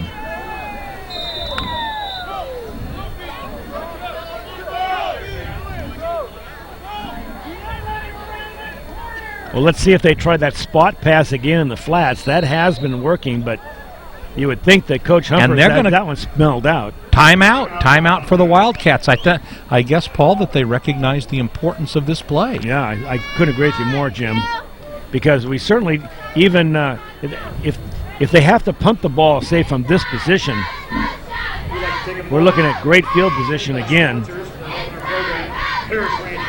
Well, and not only that, but I'm sure that the coach is saying to himself, hey, here we are.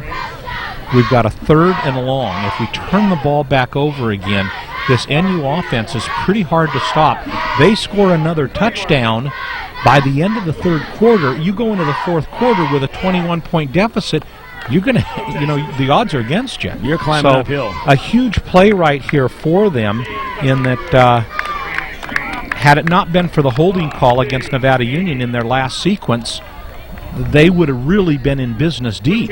So the Miners, a explosive team offensively, and if the ball is turned over in this situation and the Miners were able to score, you might not be able to call it the end, Paul, but it would be close to it. Absolutely.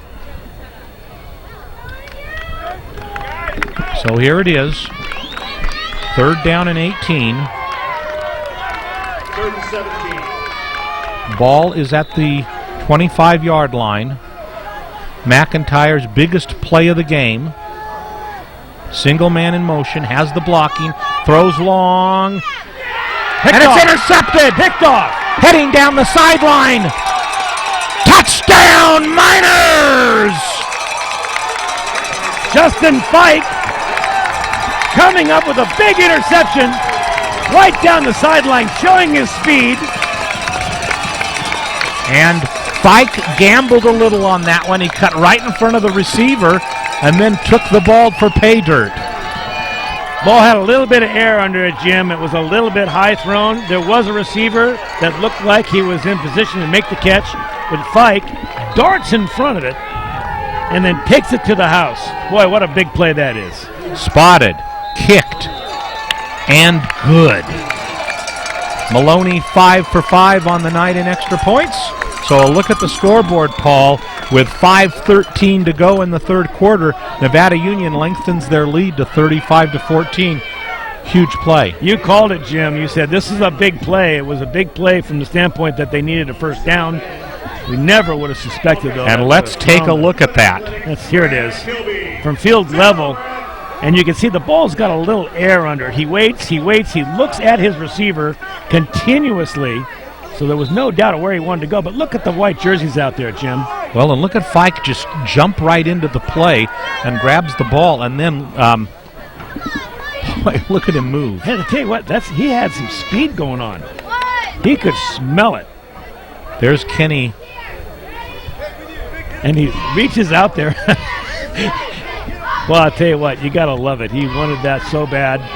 Got in the end zone. Defensive guys, they don't get in the end zone all that often. They get that opportunity. They go to that house. Kenny Hunt had one of the last chances, and just a huge play for Justin Fike. And, you got to say, that's a complexion-changing play. And, you talked about backbreakers a little bit ago. Well, there's a big difference between a 28-14 game and a 35-14 game. And here is Maloney again. And he lines this one down the middle of the field, and it hits him. Goes into the end zone, but it'll be a touchback. So Curtis Charret has the ball go through his hands, and it's a touchback. And you can see as the Wildcat players come on the field, their shoulders are down.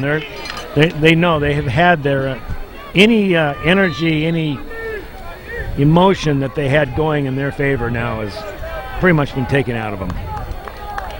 Chris Beertemple back into the game for Nevada Union.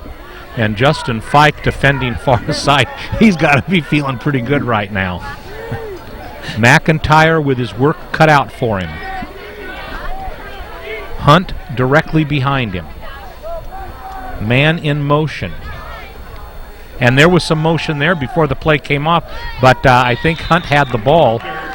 When one player was moving, Hunt also kind of started his surge forward before the play started. Didn't get a flag on it, though. But not much imagination on that play. A straight dive into the line on the left side. And a gain of 1. Gain of 1. That's not what they need right now. And the Miners defense really tasting it now. Back to pass, looks near side. There's the rush. Down he goes! Luca Fisterol. And Fisterol, with a big sack. He was in the backfield so fast. He just blew by that offensive lineman. Nothing that quarterback McIntyre could do. Now watch the replay. Watch how quickly this big number 77 on the top of your screen gets into this backfield, fights off one, fights off a second one. And Luca just takes him out. But here comes a huge third down play. Clock running with 3:47 to go in this third, and the handoff up the middle, and hardly any kind of a gain for Kenny Hunt. Wow. Paul, explain that one for me. You can hear the groans on the other side of the stands from here. I don't know what the coach is thinking. Chad Knight with the tackle on the play, and that'll bring up a fourth down. And look at McIntyre. He's the fellow in between right there. Gil's kind of focusing in on him. He's the one that's in between the punter and the center, and he's the one who calls the plays. And look at how he has his hands up, but that one goes back. And they're going to kick it away from the returners. And picked up by Eric Niederberger. Niederberger has block in the back. No flag down. And the Miners will take the ball at the 40-yard line. Would love to see that one on replay. And you know, Jim, at this point of the game, we've got 2 minutes and 57 seconds left. This could turn into a rout. Well, if they score in this possession, they're up 21 points now. And this game could easily get out of control. I think Nevada Union has all the momentum in their direction now. So let's see how it unfolds. Up the middle, Jason Slade with the carry. And Jason gets about 2 yards on the play. 2:40 to go in this third quarter. Miners at this point in no major hurry. Well, this really says something, though, about NU. This is not a bad Franklin team. They just came off of a big win over Elk Grove. And they're just being beat up.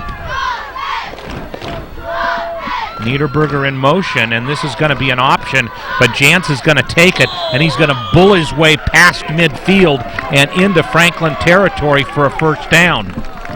When Jantz touches that ball and decides to call his own number, it's usually highly entertaining. It really is. And he's an option type quarterback where he can run, he can throw, and he can pitch. But you know what? He likes to run, Jim. He likes to hold on to that football.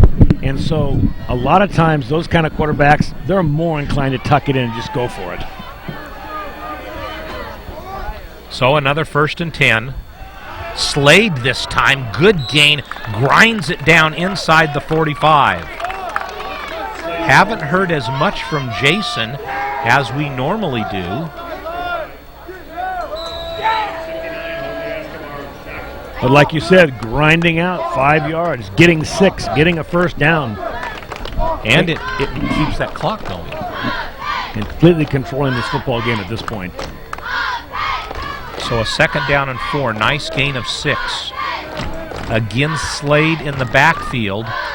And Slade takes it again. I thought it was Slade that had it, but Drew Hoskin with the carry for another first down. That's how deceptive that wing T is. It is sometimes hard to pick up the exactly the who's carrier. got the ball. Exactly right. On the other side of the ball, there's virtually no deception on the handoffs that they're getting from the Wildcats. So a 1st and 10. Here's Slade. Big hole. Gets to about the 30-yard line. So a big gain on first down of 6, and that'll make it 2nd down and 4. Shoestring tackle, Cody Gala. You haven't heard much from him tonight. No.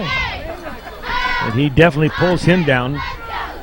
And we are inside 1 minute left in the third quarter.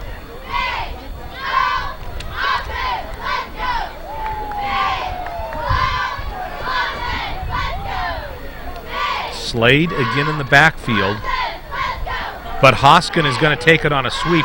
He has a number of blockers, and he gets a good gain, another first down for Nevada Union as they take the ball to the 20-yard line. Clock stops so they can move the chains. And Nevada Union just grinding out the end of this third period.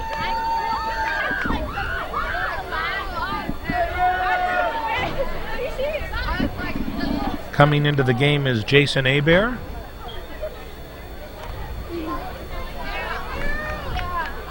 And a 1st and 10. Jason Slade busting up the middle. Another nice gain, and that will probably be the last play of the third quarter. So we have completed 3 in this big DVL matchup.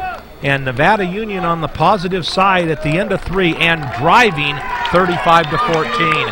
And the Miners faithful give them a good applause. You know, Paul, we kind of talked about a 28-14 game. The Miners handily shut out Franklin there in that third quarter. And we talked early in the game about how important this matchup was tonight, that whoever wins tonight, Jim, was going to be clearly in the driver's seat for the league title. And we're looking at how dominant now the NU Miners are. So let's talk for a second, Jim, about the Bill Slade and you Sons. know, I'm going to give you a nominee. Oh, now I'm going to let you make the call. Okay. All right. You know this team. You know these players. Who's having a big night? What do you think was the hugest back-breaking play of the game so far tonight? Let me think about it. Think. Could it be an interception? We've got 12 minutes yet to play. But no, actually Gil wants us to name the player now. No, he's sliding back on that. We don't always do what Gil wants. Here we go, the Bill Slade and Sons. Whose program is this anyway? I guess it's Gil's. Bill Slade and Sons Trucking Player of the Game, produced by Award Innovations. At the conclusion of tonight's contest, we will be announcing the Bill Slade and Sons Trucking Player of the Game. And we're very much looking forward to that. We've got 12 minutes of football yet to play, and here we are on first down for Nevada Union. Jantz under the quarterback gives a handoff, and it's Niederberger trying to find a hole, but it takes too long to develop. And now quite a bit of jostling between the players, and finally they're ripping at that ball, Jim. They're trying to find some way to get them to cough that ball up, and they're saying that ball was on the ground. Well, and let's look at it from this point of view. The Miners are at the 20. Miners are at the 17-yard line. Let's say by chance that they're not capable of going in for a touchdown. What do they do then? Well, they're going to bring in Maloney to attempt a field goal attempt. If he scores, it makes for a 4-possession game. It's pretty much the lights out. I'd like to see Maloney kick one through. From here, Hoskin near side, Chappell split near side. And he rolls right, being pursued, is going to need to get it away. And it's completion to Drew Hoskin, and he has the ball inside the 10-yard line, and a first down for Nevada Union at the Franklin 6. Very nice pass. Brogan Jantz finding Hoskins in the seam right over the middle and hits him right between the numbers. Very efficient passing by Jantz. And chewing away at the clock. A first and goal from the 6th. Slade finds a hole, does a stutter step, and breaks inside the 5 to about the 3. So Slade really picking it up in the third quarter, and also a good contribution here to start the fourth quarter. Little bit of a quieter night than you normally hear from Jason, but I'm sure if you were to say to him, hey, the team needs to get the job done. A great kid Jason Slade is. Always enjoyed talking to him, and has had an excellent season for the Miners. And now 2 backs in the backfield. And it's Slade that's in motion. And the whistle comes before the play on the pitch to Drew Hoskin. And that will probably be a motion call against Nevada Union. I believe you're right, Jim. They're going to march off 5 yards. So a second and goal from the 5 becomes a second and goal from the 10. Inside 10 minutes to go in this contest. Miners again knocking at the door. Although a touchdown would be imperative, a field goal would also be nice. Throws a fade to the end of the end zone, but Dan Pettinato cannot come up with it. Pettinato had room back in the corner. It was an out and then fly pattern, but really couldn't find that ball until it was too late. So it brings up 3rd down and goal, Jim, on the 10-yard line. Definitely a passing down for Jans.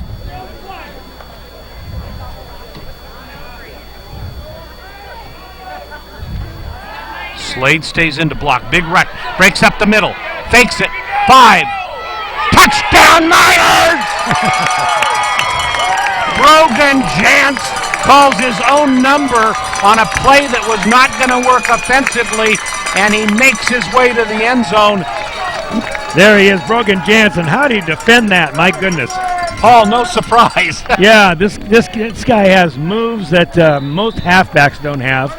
He looked, he danced around, he got out of the pocket, and then just made his way into the end zone. You know, surprisingly, he's got power. He gets hit, and then he rolls off. He's a strong kid. Ball spotted, kicked and good. 6 for 6 on the night for Connor Maloney. We've got 9:41 to go in this contest, and a few of the fans start to head for the exit. 42-14 Nevada Union. Well, we're a solid hour and 20 minutes away from home to Grass Valley, and I think they pretty much got the right idea. This game has been now, there's no question mark left who the team on the field is that's the most dominant.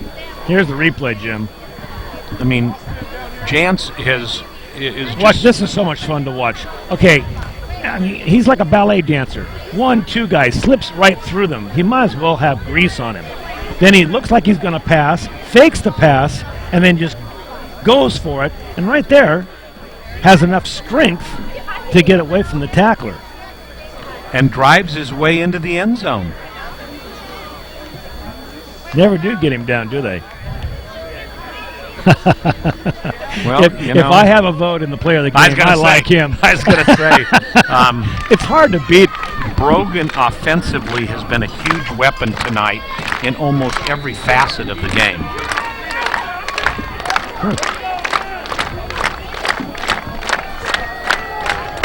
And so Maloney to kick off a line drive.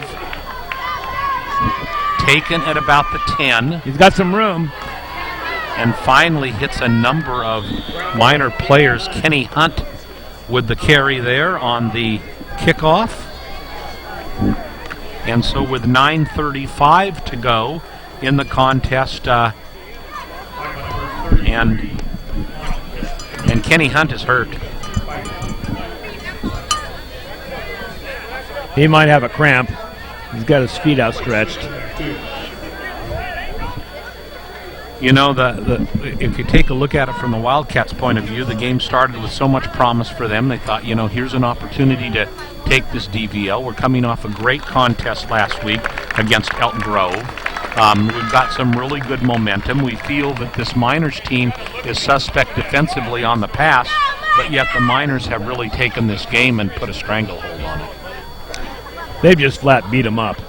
And they've been winning the line of scrimmage both on offense and defense. The defensive linemen are in the backfield quickly, and when they do have a defensive charge, Brogan Jans just dances around them. They can't seem to catch him. I don't think he's been sacked all night. He has not, and that ball is again batted away by Dan Pettinato. Got that big paw up in the air and batted it away. Earlier in the game had a chance at an interception. And so it'll be a 2nd down and 10.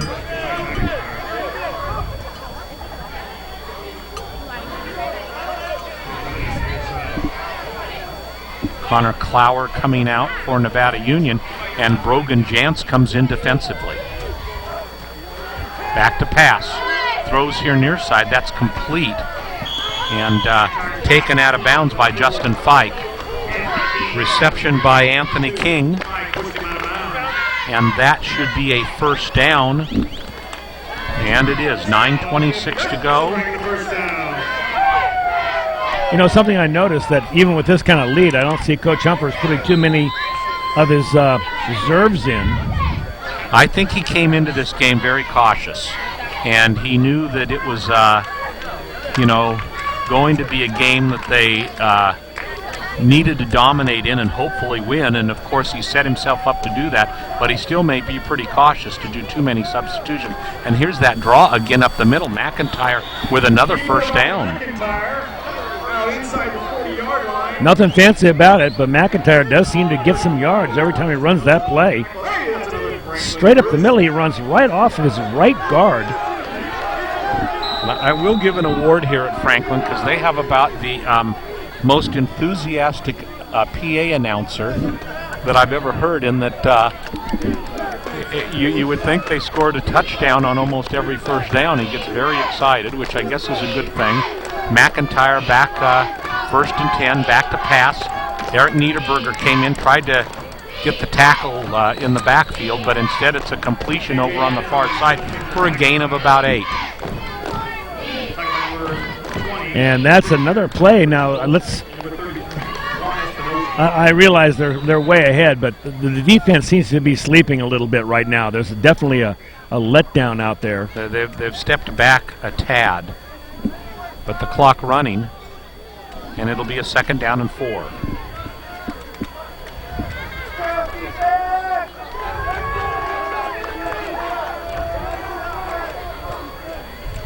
And McIntyre calls his own number again, hits that right side, but is taken back by Nevada Union. Justin Fike jumps on top of the pile.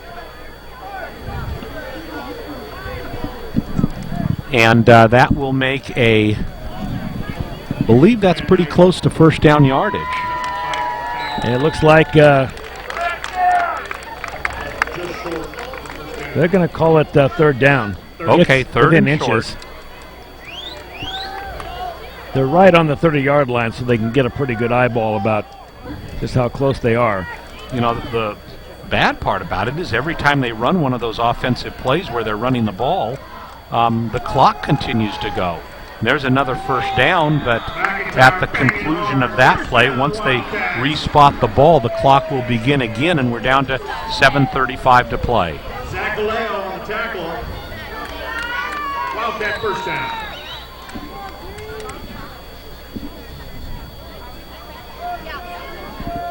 So 1st and 10 inside the 30 at the 28-yard line.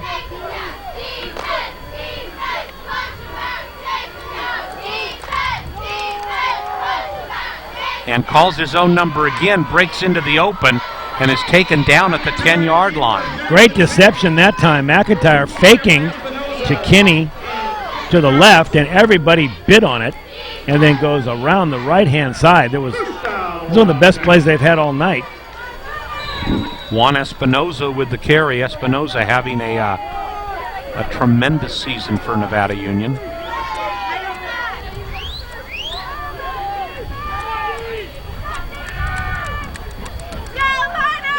First and goal, just inside the 10.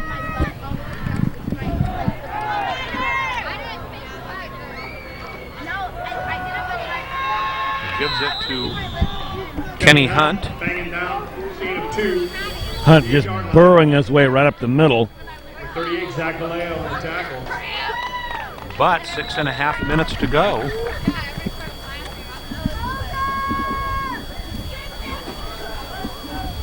I think they're content just to burn some clock here now.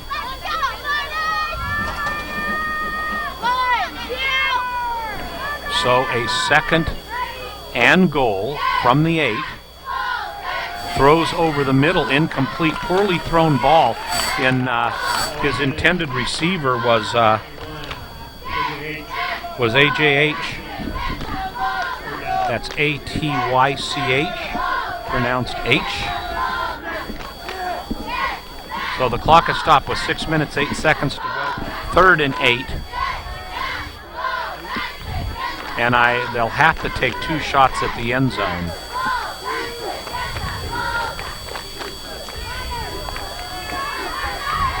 Here's the Throws first over one. far side, batted away, and intercepted by Nevada Union. Now there's a flag comes in, and I'm sure they'll call this against Nevada Union so that the Wildcats will have another shot. No, it's going to be against. I guess it's going to be against the Wildcats. Maybe they're saying he pushed off. We haven't seen a call yet. No, pass interference against Nevada Union.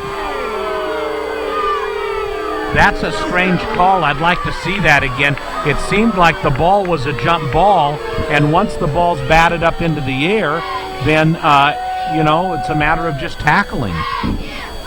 But another first down for the Wildcats. And once the ball is batted in the air, you can hold down. And Dave Humphers, look at he's coming out on the field, and he's looking over at the side judge and saying, "Oh, I can't understand this call," and he wants to go to the officials right now. Look at this. You'll see Dave Humphers right there with the referee saying, "Tell me what happened here."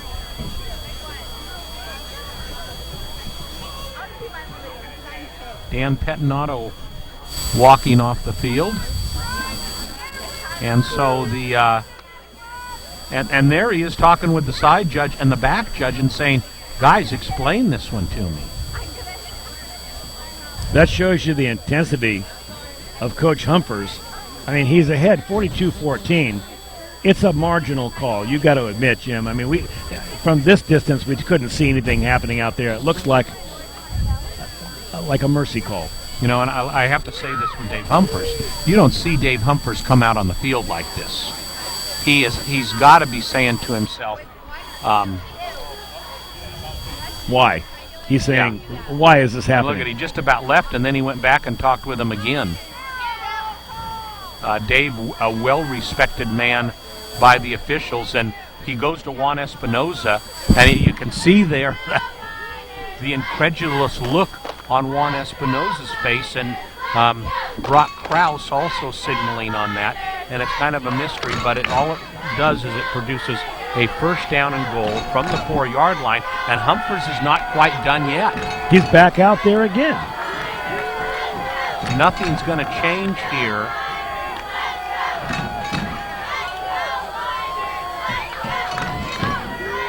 But it would be interesting to have a little ear in on that discussion. Mm-hmm. So you're saying you've never seen Coach Humphers out here? Well, in this very animated. rarely. Very rarely do you see Dave go out on the field. No, he's pretty mild-mannered when it comes to working with the officials, and he usually works quite well with them. But here's a first and goal. Takes the ball and just gets steamrolled. He was the meat and the bologna sandwich in that one because they came at him on both sides. We got white jerseys that met in the middle, and I think he lost a yard on that one. Could very well be. But they're back on the ball for second down. This also takes another 30 seconds off the clock. We are inside 5.5 minutes to go, and the Miner faithful are restless on this near sideline. And as loud as they have been all night on this big second down play, and finally the Wildcats have to call timeout.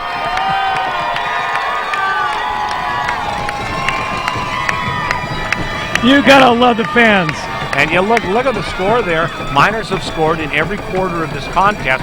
Of course, the big one being that second quarter. But after the 14 points in that second quarter, the Miners have pitched shutouts in the third and the fourth quarter. Yeah, this game was complete domination from the beginning, actually. And the 14 points, you got to remember, it was in the last minute and 50 seconds. They managed to run that. I'll tell you a couple things interesting. I talked with Coach Keith before the game. He said, this is our statement night. This is a good night to stand out and be accounted for. And that's exactly what you've seen. That's exactly what we've seen. So you can hear the feet pounding once again starts as the Wildcats are about ready to come over center, having to take a timeout. And if the Wildcats don't make it into the end zone in this play, it's probably going to get even louder. So here we go.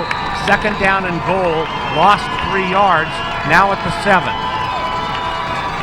McIntyre throws over the middle. He gets it. Incomplete. Oh, he signaled incomplete, and then he called it a touchdown.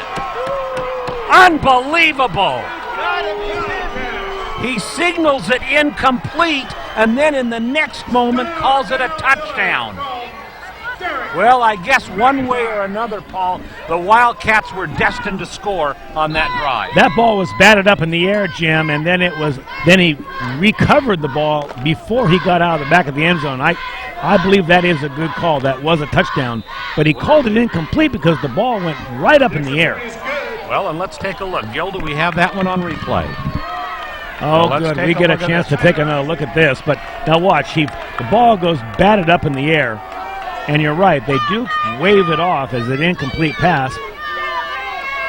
It gets batted right there. Now watch that official.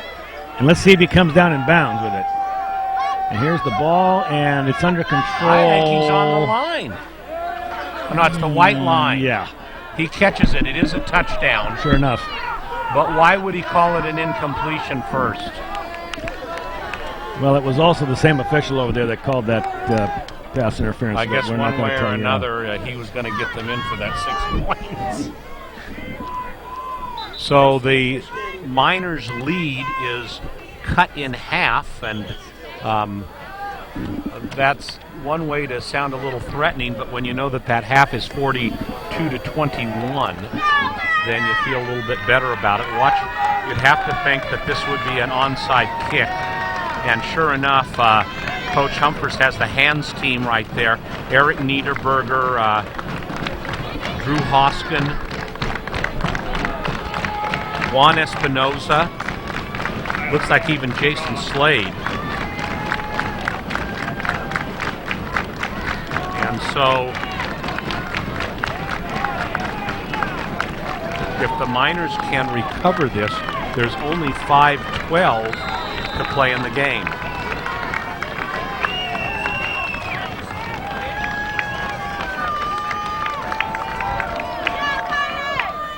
And he kicks it high and deep. Going back to get it is Brogan Jantz. Jantz has the ball, needs a block, and doesn't get it. Great tackle out there. That was number 17. And that would be Taylor Rush.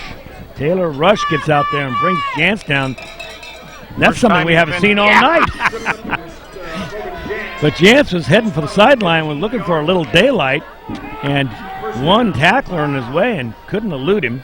He needed that one block to, it might have been entertaining had he gotten around that corner. It might have been entertaining to see what happened. I wince every time. He's playing defense. He is the heart and soul of this football team. They let him play defensive safety, and they let him take these kickoffs.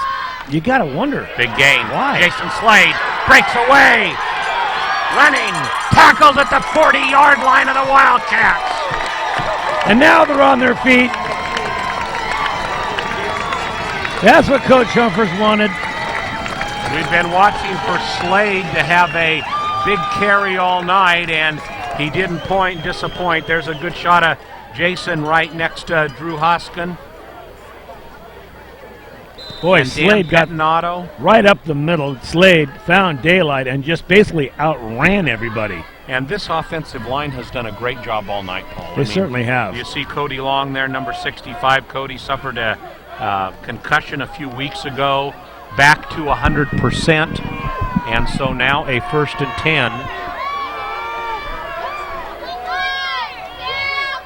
Niederberger in motion, Slade again, and Jason with another good gain. And let's take a look at this Slade run again. Now watch, there's nothing fancy here. He just goes right up the gut and runs past people.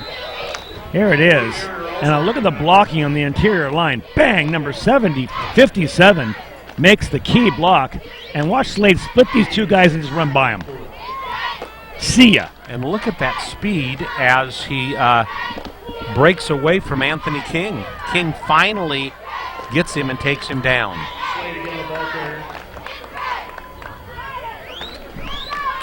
So on a 2nd and 4, Slade, the ball carrier, picks up about 3 yards on the play, and it's going to be 3rd down and very short. You know, but let's give credit where credit was due, Jim. Number 57, Cody Winthal, he made the block that broke Slade out on that run. He just dominated that defensive end. And you have to wonder whether he'll go with Slade again. And he doesn't. He's going to option it. Keeps the ball. Breaks inside. Made the defender bite. And then took the ball down to about the 22. Stayed in bounds. A 1st down for Nevada Union with 3:21 to play. Clock continues to run.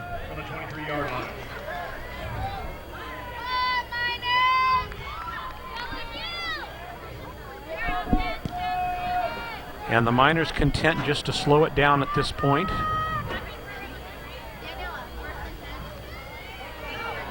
Gives it to the 2nd man through. Hoskin, touchdown, Miners!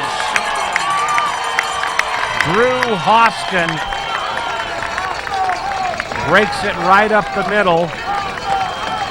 And the Miners are 2 points away from 50. And I wonder, Jim, that marginal call in the corner of the end zone, I wonder if it kind of woke the sleeping giant here in the 4th quarter. I mean, they're not letting up for anything. Maloney's kick is up, and it is good. So a look at the scoreboard. We're down to 2:57 to play. And, you know, if this indeed was to be statement night and as Coach Keith said, a good night to stand out and be accounted for, I would have to say everybody bought into that project. I would have to agree with you. So 49-21 here in the waning moments of this contest. 2:57 to play. Let's watch this run, this touchdown run. And not much deception, just a straight handoff. Works his way through the middle. Breaks a couple of tackles, and then lays on the lumber, brings the speed when he needs it. Seems to have that little extra gear there. High legs through the line. But most of all, what you want in a good halfback is desire. And Hoskin certainly had that on that play. So, for the 8th time tonight, Connor Maloney will kick off.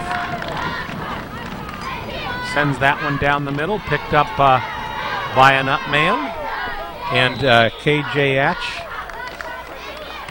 takes the ball to about the 40-yard line of the Wildcats.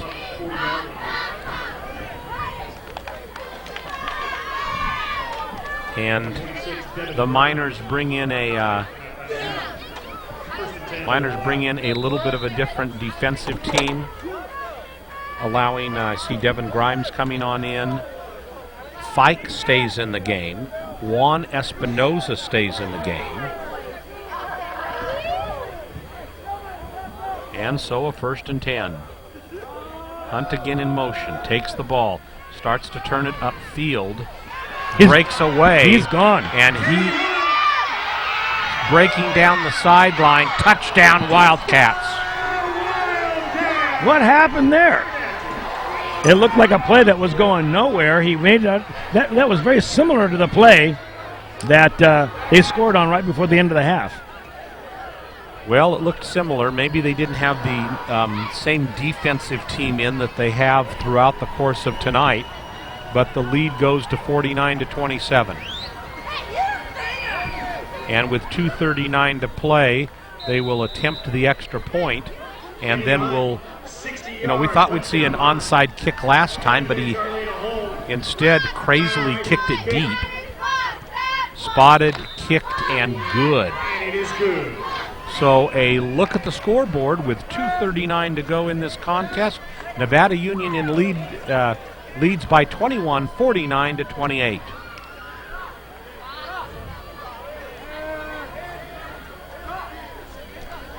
Here's the replay. And let's see what happens with this. Here's from ground level. This is Kenny Hunt. And he's looking for the hole, and then finds his blockers. Some good blocking up front there. And then finds a crease right along the sideline. And then it's just all legs. Watch him just outrun everybody. And has to beat Justin Fike.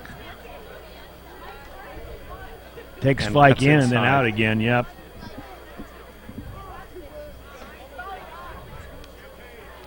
Looked like he actually might have stepped out of bounds there on the 3-yard line. But well, they're not going to call that at this point, not this crew.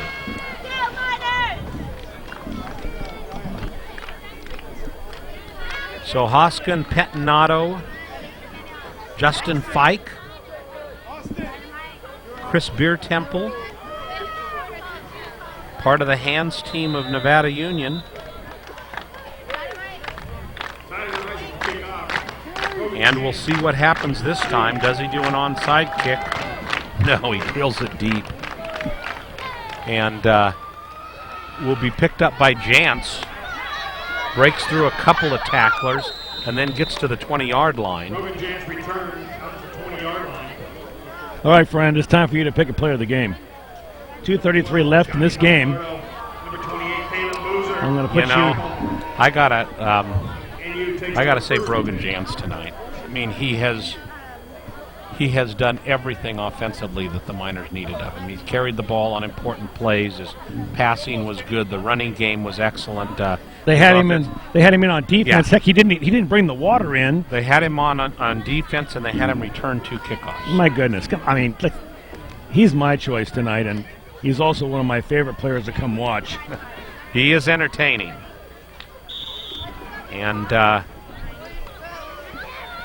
ball comes up the middle to Jason Slade. So I'll say it formally, the Bill Slade and Sons Trucking Player of the Game Award tonight, created by Award Innovations. Both Jim Adams and myself will give it to Brogan Jantz. Well, and although the Miners did have 1 touchdown defensively, he has orchestrated 6 of the 7 touchdowns tonight. So there you saw it on your screen, Brogan Jantz. Drew Hoskin wants to go around the left side. A good gain. And a flag comes in. And I'm sure this will be against Nevada Union.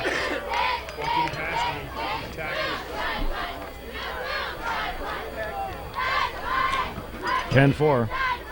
And so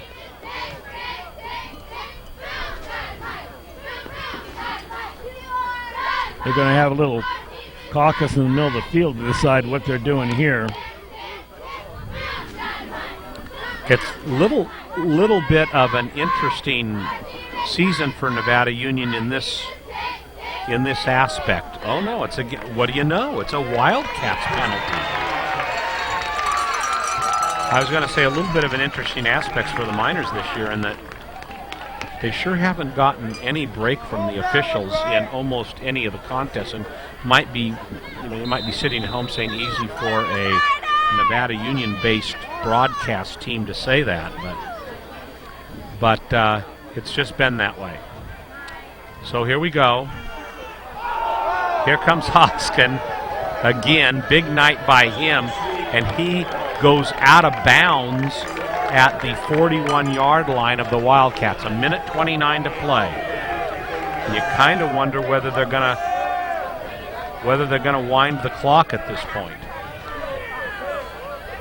Well, they're going to move the chains. No, it'll be 2nd down and about a foot. And the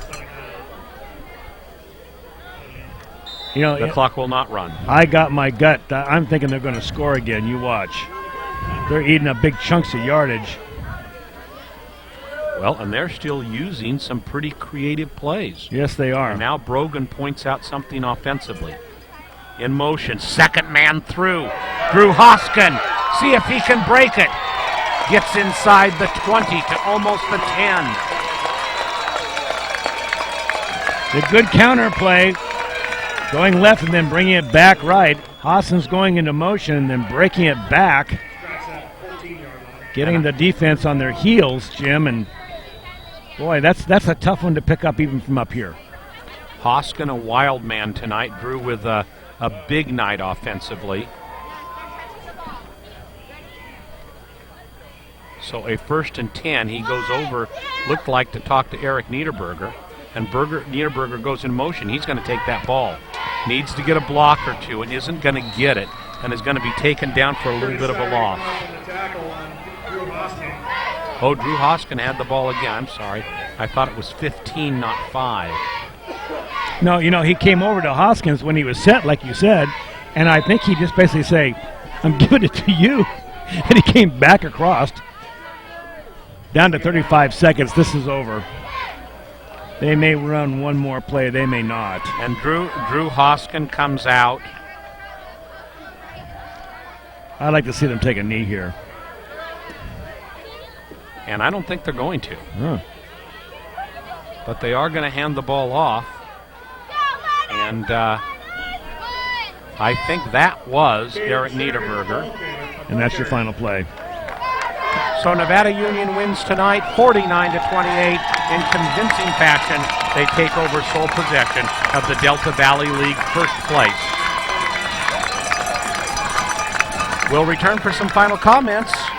You've been watching exclusive coverage of Nevada Union football on the Touchdown Productions Sports Network. The Painter family has been taking care of feeding Nevada County families since 1959. And in October, we'll celebrate 50 years of service to you. At both locations of SPD, you'll always find USDA choice beef and a full-service meat department, a complete deli section, produce department, post office, and everything else that makes SPD so special. SPD Markets, hometown proud, where your neighbors shop. BNC is your neighborhood home and garden center for both builders and consumers. They carry everything you need. In their garden center, you'll find a complete nursery along with expert advice on trees, shrubs, perennials, and garden enhancements. They're open 7:30 to 6 Monday through Saturday and 8 to 5 on Sunday. So start right, start here at BNC True Value Home and Garden Center in the Fowler Center, Grass Valley. Gold and silver are more important as a part of your investment portfolio more now than ever before. There's inflationary pressures. China alone could push the gold price more than double from $1,000 to $2,000 an ounce. Hi, my name is Jason Hommel and welcome to the JH Mint. Here at the JH Mint we have all sorts of gold and silver. We have about 200 ounces of gold. We have about 20,000 ounces of silver or more in stock. We also assay or scrap gold jewelry and placer gold, and we will be here for all of your gold and silver investing needs Monday through Friday, 10 a.m. to 5 p.m. Your car or truck is an extension of your personality. Chuck Cavros knows this, so Top This delivers truck and auto attitude every day with in-store displays featuring thousands of products from WeatherGuard, DZ, bracket truck racks, along with a large selection of aftermarket performance products, all from the top manufacturers. So give your car or truck the attitude it deserves at Top This Truck and Auto Accessories. Mike Bratton is the neighbor you can count on for your most important insurance decisions, 24 hours a day. The first step begins with a phone call. Hi, I'm Mike Bratton, your good neighbor State Farm agent, and I look forward to hearing from you. Since 1984, my team and I have been educating clients and developing long-term relationships through personalized and professional guidance on their insurance programs. We will put you in the driver's seat and strive to enhance each encounter you have with us. Like a good neighbor, State Farm is there. Player of the game tonight was Brogan Jantz, Bill Slade and Son Trucking Player of the Game, number 11, Brogan Jantz. Great night by the Nevada Union quarterback in many aspects. Of course, produced by Award Innovations. We'll be back with a final comment. You're watching exclusive coverage of Nevada Union Minor football on the Touchdown Productions Sports Network. You're always close by your neighborhood Ace Hardware in Auburn, located on Highway 49 at Luther Road and locally owned and operated for the past 12 years by Mike Ryan and his family. Neighborhood Ace has teamed up with the buying power of Ace Hardware to bring you the largest selection of products for your home and business. And at Neighborhood Ace, they're always ready to talk about the latest Hillman victory at Neighborhood Ace Hardware. Purchasing a used car is better for the environment than buying a new one. That's right, the energy it takes to create a new automobile versus one already built is substantial. So when you choose a used vehicle from Keith Kerwin and Todd Slover, you're helping the environment by consuming less energy. At Pioneer Motors, every car is handpicked, Carfax checked, inspected, and detailed. Pioneer Motors, 1611 Main Street in Grass Valley. Chan, Moon, and Kirschbaum welcome you to their Grass Valley location. Using Optimap technology, Chan, Moon, and Kirschbaum offer complete eye examinations and can treat any eye condition. They then fill your prescription and grind your lenses in-house, offering a wide selection of frames and contacts. Chan, Moon, and Kirschbaum, protecting your most precious gift of sight. 360 Sierra College Drive, Grass Valley. Walker's Office Supplies. Mike Anderson and his family at Walker's Office Supplies specialize in ways to make your business and home become more efficient. They carry thousands of products, from printer ink to pencils. You can shop in the store, order over the phone, or on the net at walkersgv.com, and they'll deliver it usually in just one day. Walker's Office Supplies, 535 Main Street in Grass Valley. Personal trainer Michael Strong has a new way for you to be healthy. It's getfitright.net, the personal trainer that comes to you. Speed, strength, agility, and stamina can all be increased with regular workouts, and Michael Strong tailors each one to you. So be healthy with the help of Michael Strong and getfitright.net. Woo! in Grass Valley.